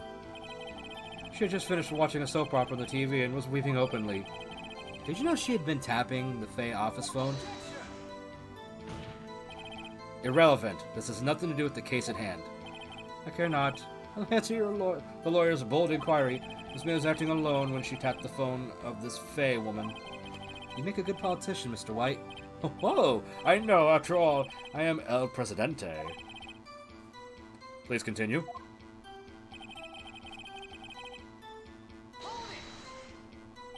Can you be a little more detailed about that? I think it's worth knowing exactly what happened. Of course. Comprende. I understand. The victim was attacked by you and ran to the left. You gave chase and struck her down. Are you sure? As you know, I'm always abso-positively perfect. Perhaps you could change your testimony to reflect this new detail. The victim ran to the left, and you gave chase.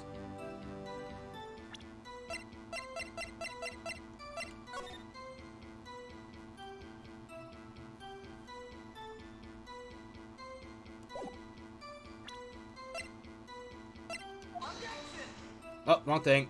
I'm an idiot. I'm skipping that dialogue because I fucked up. We shouldn't have seen it anyway. I hit the wrong... I was an idiot. Oh, god damn it, I did it again.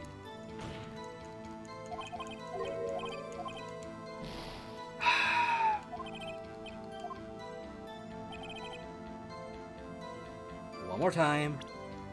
The correct thing.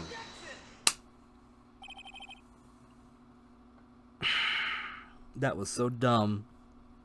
That was so dumb. Fuck. Alright. Wait right there. Mr. White, you've dug your own grave. What is this? You said the victim ran to the left. But that directly contradicts Miss May's testimony. She clearly stated that the victim ran right. Oh, it is simple. You misheard her. I think not. Look at the floor plans.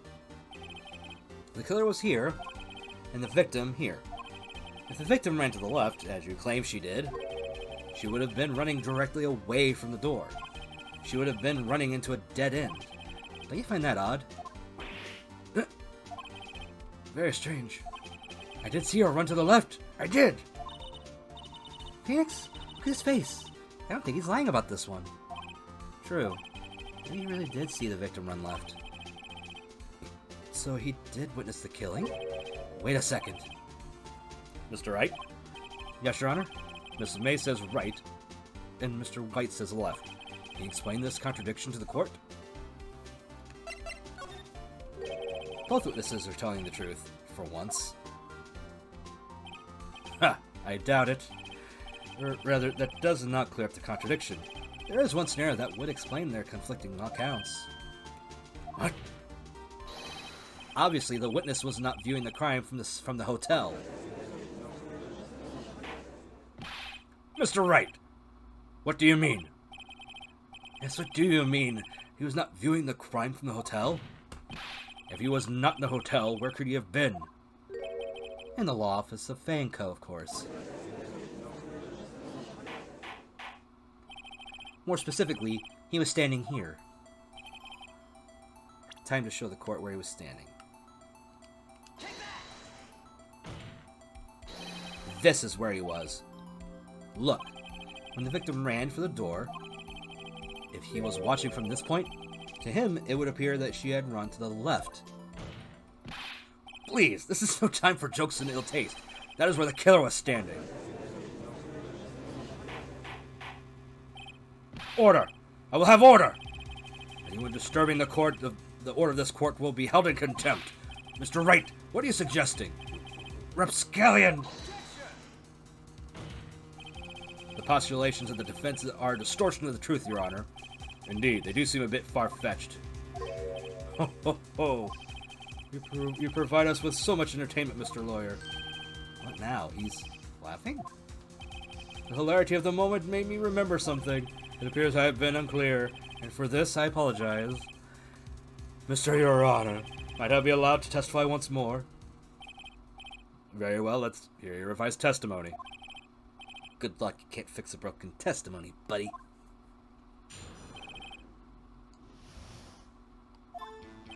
Miss May's testimony was correct, as was mine.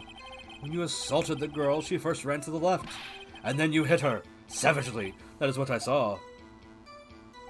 Next, with the last of her strength, she ran to the right.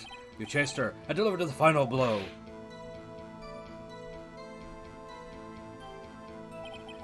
That is what Miss May saw. You see, you hit her twice. Don't you remember, Mr. Lawyer? That does seem to make sense. Will you be cross-examining the witness's testimony? You bet I will. I mean, yes, Your Honor.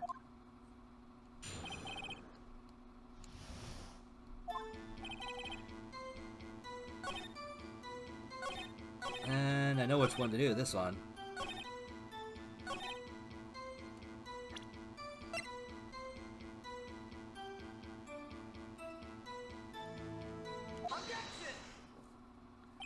Mr. White, the victim died from a single blow.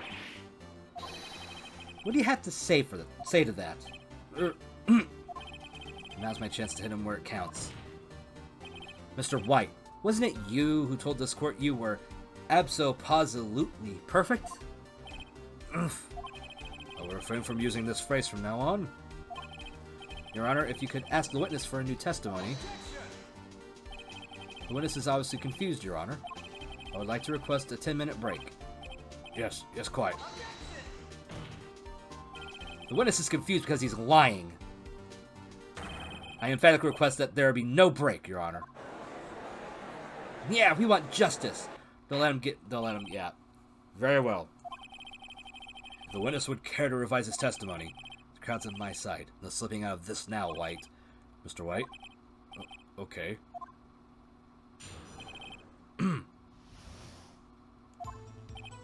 Well, see, I looked at the other window when I heard that thing fall. Then, the next moment, I saw Miss Mia run to the left. The killer you attacked her, but she dodged. And then she turned and ran for the door. Then you did her in with the single blow. Thwap! Thwap indeed. Very well, you may begin the cross-examination. Mr. Your Honor, my stomach, you see, it is hurting. Deal with it. This is almost over.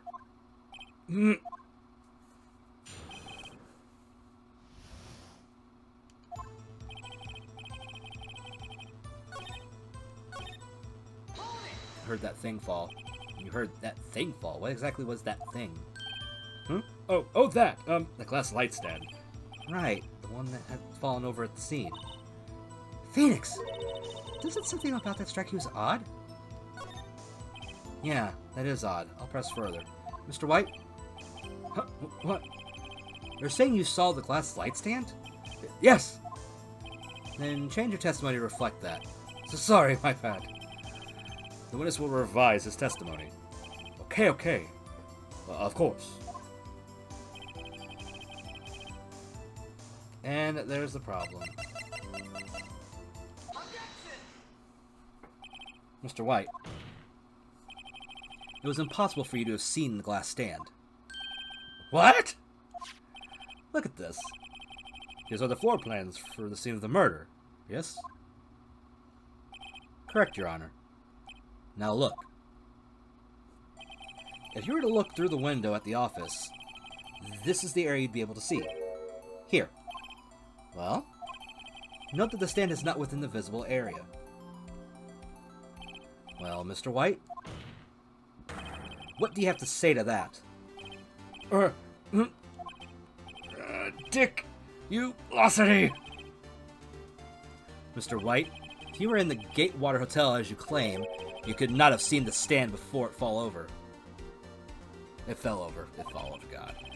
In fact, you wouldn't have been able to see it after it fell either. There's no way you could have recognized the broken shards as a glass light stand. So, when did you see the stand, Mr. White? It must have been the moment it fell. And the only place you could have seen that from is inside the Fey Law offices. In other words, you were at the scene of the crime when the murder took place. Ah! I can't do any louder than that.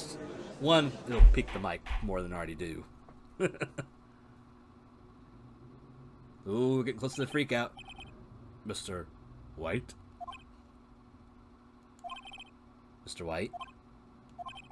You did it, didn't you? Mr. Your Honor, Miss Mia.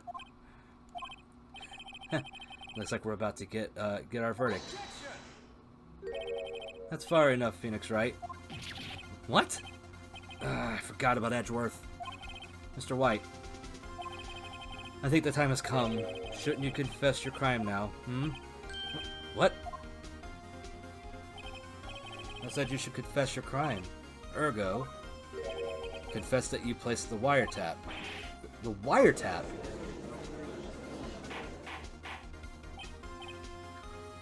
Order! Order! Mr. Edgeworth, explain to the court what you mean by this. Distinguished members of the court, Mr. White is slightly confused. Allow me to explain. I really don't like the way this is headed. As you know, Mr. White is the CEO of Blue Corp. He ordered his secretary, Miss April May, to tap the law offices of Miss Fay. What does that have to do? Your Honor, the question is, when was the wiretap placed in the office, and by who?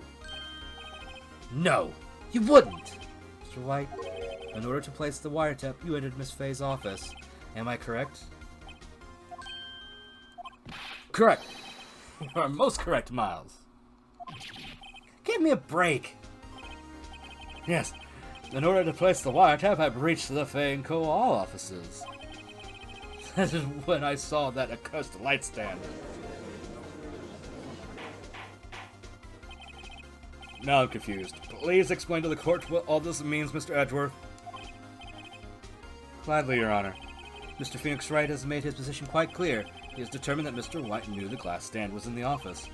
He has shown that there was only one time Mr. White could have seen that stand, at the very moment of the murder. Thus, Mr. Wright would like you to believe that Mr. White was the murderer. I see. However, it is a fact that Mr. White had been in that office well before the murder took place. When he went to place the wiretap, he could have seen the glass stand then. Ergo, Mr. Phoenix Wright's theory is revealed for the basest conjecture it is.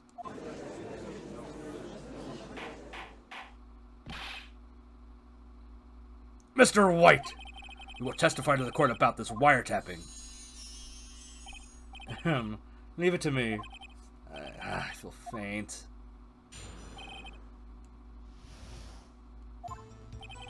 It was the beginning of September, the week before the murder. I'd entered the Fay & Co. law offices. Of course, I had done so to place the wiretap. That is when I saw this glass light stand. So, you saw the stand before the night of the incident, and this is how you were able to identify what had fallen over, by the sound. Correct. That is right. I see. Very well, Mr. Wright. You may cross-examine. What am I supposed to do now? Good luck, Phoenix.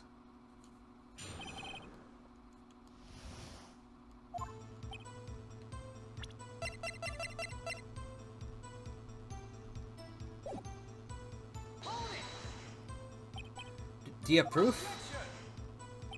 Miss April May knew the detail of Miss Fay's phone conversation, which proves that the wiretap was placed before the murder. Right.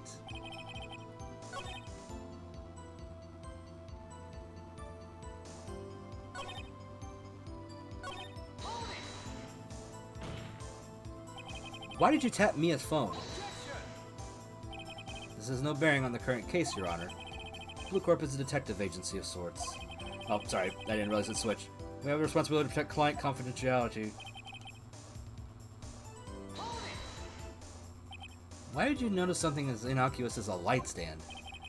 The light stand was made entirely out of glass. It's quite stylish, so I guess it made a lasting impression on me. Such a beauticious thing deserves attention, does it not? That is all. Damn it, there's nothing there for me to press him on. Maybe he's rattled enough that I can bluff him out of him.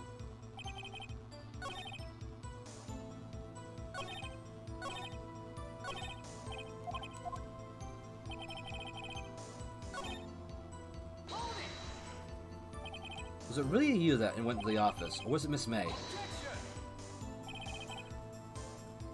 I Unidentified fingerprints several days old were found in the Fay & Co. law offices. Those were obviously Mr. White's.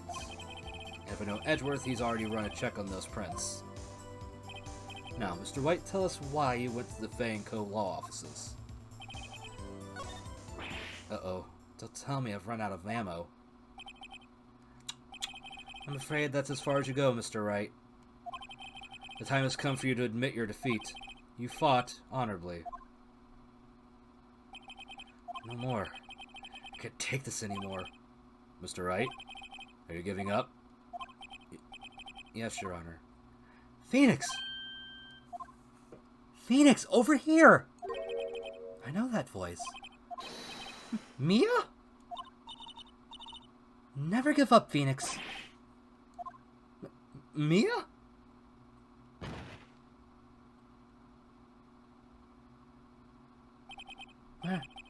Where am I? The waiting lobby? What happened? Oh, right. I lost the trial. I was hallucinating. Ah, you're finally awake. Ah!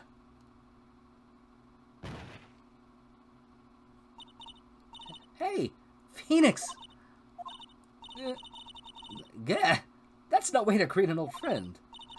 Phoenix, I want you to look at me.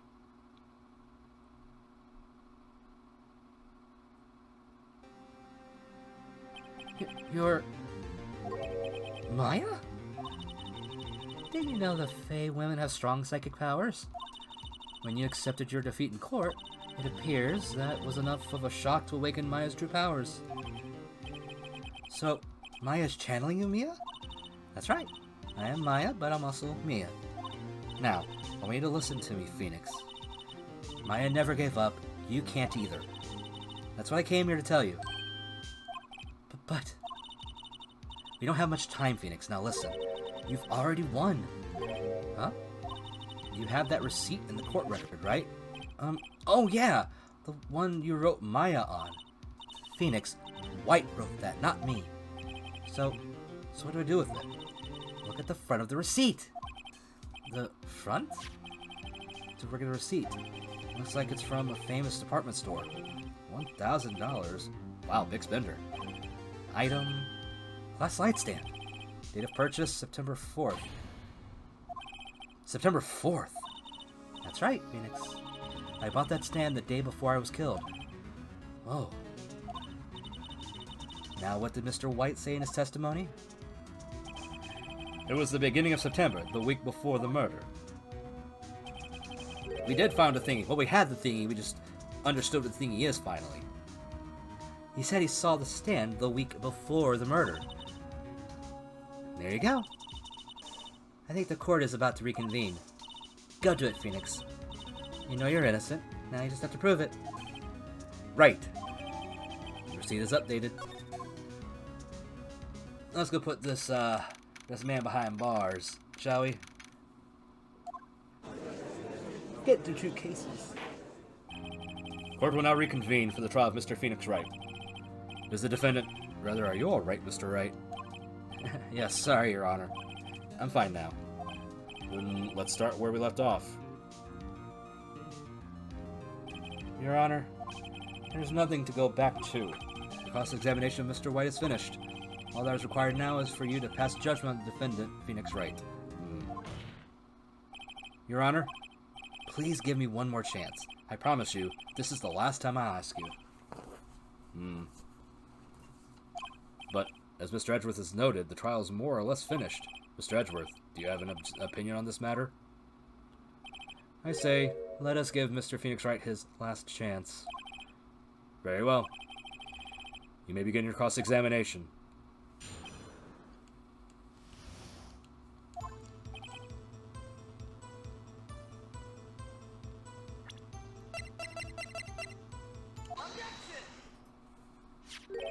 Look closely at this. See the word Maya written in blood? You're grasping. I think not. Look at the other side of the receipt. The other side? Your Honor, would you tell the court what is written on the other side of that receipt? No, he was incredibly intelligent, just wasn't paying attention to what was on their side. That's all. Didn't think it was important. Well, a glass light stand. And the date of purchase. Why, that's the day before the murder! You see, Mr. White, when you allegedly entered Faye and Co. offices at the beginning of September, the stand could not have been there. Ah! There's a scream for you. Well, Mr. White, can't get out of this one, can you? No. It's impossible. Uh-oh, he's losing it. Well, Your Honor, I understand there must be quite a bit of pressure on you. But I think you'll agree you can't judge me guilty under these circumstances. Very well. Then, that is all for the trial of...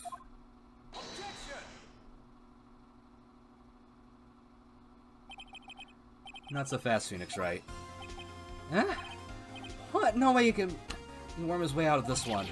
Oh wait, I forgot. It's Edgeworth.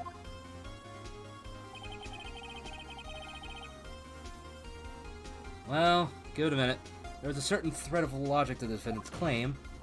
However, there's no concrete proof that Phoenix Wright is innocent. Ergo, I would like to request one more day before Phoenix Wright is granted his freedom. I need time to make one more inquiry into this matter. An inquiry? This isn't going to be another one of those updated autopsy reports. This guy just makes up evidence as he pleases. This is bad. Mr. White's guilt is obvious. There's no need to prolong this trial any further. Well, Mr. Edgeworth? If anyone's going to call Mr. White to trial, it would be me, the prosecution. I need a day to ascertain whether these new claims have any basis in factual evidence. I see. Objection denied. What? The completion of the trial of Mr. Phoenix Wright will be postponed until tomorrow. No, there's no telling what will happen if I can't end this now. It's sure to come up with, or just make up something. And after Mia showed up to help me and all. Mr. Your Honor, may I go home? Of course. Thank you for your time. Ugh. The witness will stay. Mia? Phoenix, read this note out loud. Mia, what's this? Your Honor, if I may. Quite persistent today, Mr. Wright. You bet I am. My life is riding on this one. I have something I would like to read to the court.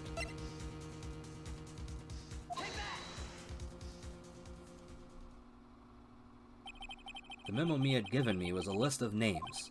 Many of them sounded strangely familiar. People in finance, famous celebrities. That's when it happened. Stop! Desist! Halt! Please, stop! Make him stop! How did you get that list? Mr. White, admit your guilt right here, right now. Or else this list will be released to the press. I confess. I did it. I hit her. I hit Miss Mia with the thinker. Case closed, Your Honor.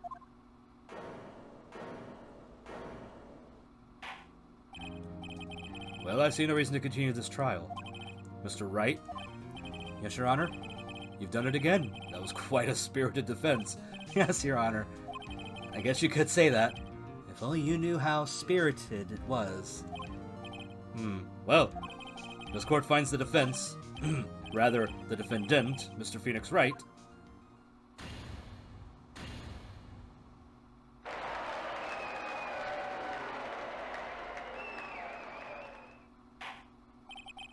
That is all.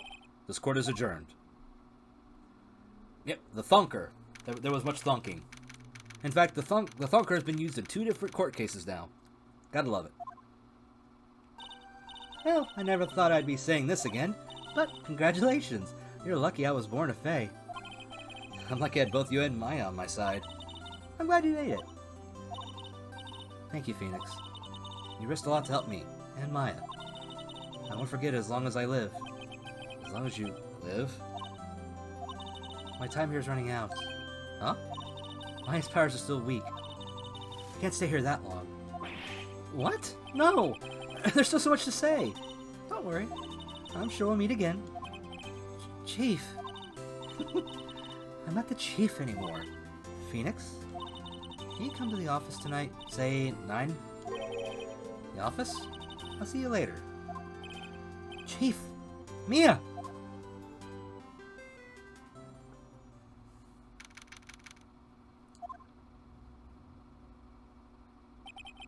Being here, it's hard not to think about that night. You came, Mia. I was kind of worried you might not. Huh? Of course I came. Well then, I'm pretty hungry. How about a burger? Mia? You should see your face. Mia? What are you talking about? It's me, Maya. Maya? What? Did I look like my sister? Look like you were her. I might be able to use that. Oh, Phoenix, go to the store and buy me lunch, would you? Maya, why are you here? Because of this. See? Mia wrote me a letter. Take care of Phoenix for me. Take care of... Huh? She means the office. This office. Someone has to help with the new Right & Co. law offices, right? And who better than me? Maya Fey, reporting for duty. Wait, no, second thought. Let's make this casual. Yo, Nick. Maya here, ready to get down to business. You don't mind me calling you Nick, do you? It's a great name. Mia said that's what your friend Larry calls you. Nick? You know what this means. We're partners. The thonking bonk? Yes. You know, when I think about it, it is Maya's fault I'm here now. But if it wasn't for her, I'd probably be in jail. Right in Co. law offices. Got a good ring to it. Yeah. Thanks, Maya.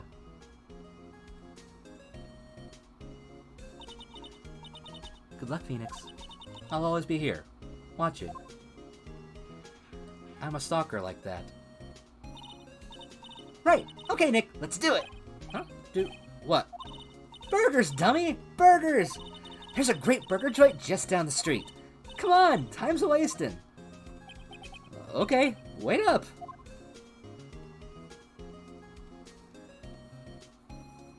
Hamburger helper, knick-knack, paddywhack. There you go.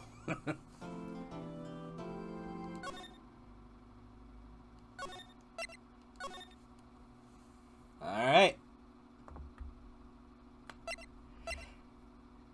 And I think that is where we're going to stop, as it is 5:30. I'm going to stretch. Let's get to the small screen. Start winding down stream number 2.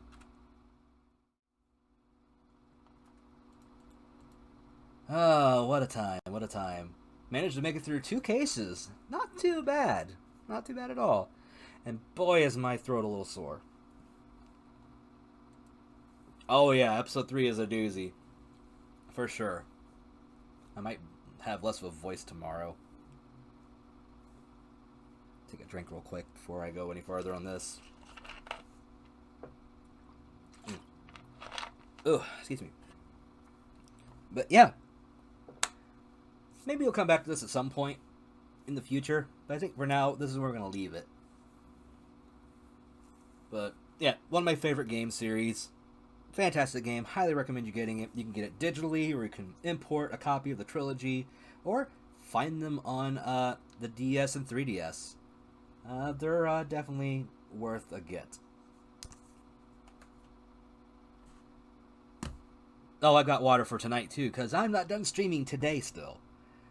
I'm going to take a break for now. I'm going to have some dinner, relax with the kids a little bit, and then I'll be back between 7:30 and 8:30 at some point in there. Just kind of depends on how dinner goes. And I'll be coming back to do a little bit more streaming for an evening stream tonight. The plan is to play Ghost of Tsushima for a little bit, possibly, depending on who all is ready by the time I get on stream, because we're playing Among Us tonight. I got it in Hell, it's fun. Agreed. Nice to find a fellow Ace Attorney fan. Yeah, I'll be back here tonight for Among Us with some cool people, including a couple of other streamer friends. We'll be here sussing and murdering. It'll be a good time. If we can't do it right away, Ghost of Tsushima, go around samuraiing it up. Well, samurai and ninjaing it up. Anyway, a lot of killing people in, feudal Japan. Great times. Looking forward to it. So be back here at around 7:30, 8:30 p.m. Eastern tonight. Just keep an eye out, and the best way to do that is to follow, just like Crazy Chang 04 did. Sorry, had a big yawn come up. So yeah, do the following if you can. If you want to support the channel, don't forget to subscribe. There's Twitch Prime, or you can subscribe Tier 1, 2, or 3 to get access to the ever adorable Spritz, the Squirtle emotes that we love so much here on this channel. They are adorable. And those that do bit donations over time can earn these 3 awesome bit tier emotes for the 1, 5, and 10K. And if you want to not give Twitch any money because fuck Jeff Bezos, you can go ahead and just donate directly here to the channel through Streamlabs. The money I usually get goes right back into the channel, whether it's buying new games I end up streaming, like Yakuza Like a Dragon, or it uses for stuff like emotes and artwork, which you've just seen by my awesome artist, Elustic Strange. Love the guy. Great work. Go commission him for work if you're needing something. He's ace. And yeah. Also join the Discord server, because those that join the Discord server get top priority on multiplayer games. And you know what happens when you get to multiplayer games? You're going to hang out with me, have a good time. We're going to be sussing tonight. And you know, if you want in on it, being part of the server does help. Also, those that join the server can do listen-alongs with myself and other cool people in the server. We do Doctor Who listen-alongs on Sundays, 10 a.m. In fact, this Sunday, we're going to be listening to Doctor Who, The Spectre of Lanyon Moore, which is a Big Finish production, and it is a 6th Doctor story with his companion, Evelyn Smythe. One of my favorite companions, by the way. And that's free to join in. Anyone in the server is invited to come along. It's just 10 a.m. Eastern. Come in, hang out, listen to the story. You can text chat, and you can eat and hang out and have a good time. That's what we usually do. It's about 2 hours usually is what we spend to do it. Either 2 hour-long stories or a 2-hour story on average. So if that sounds interesting, join the server. It's a good time. And we're pretty open to everyone. It's a very LGBTQ-friendly server as well.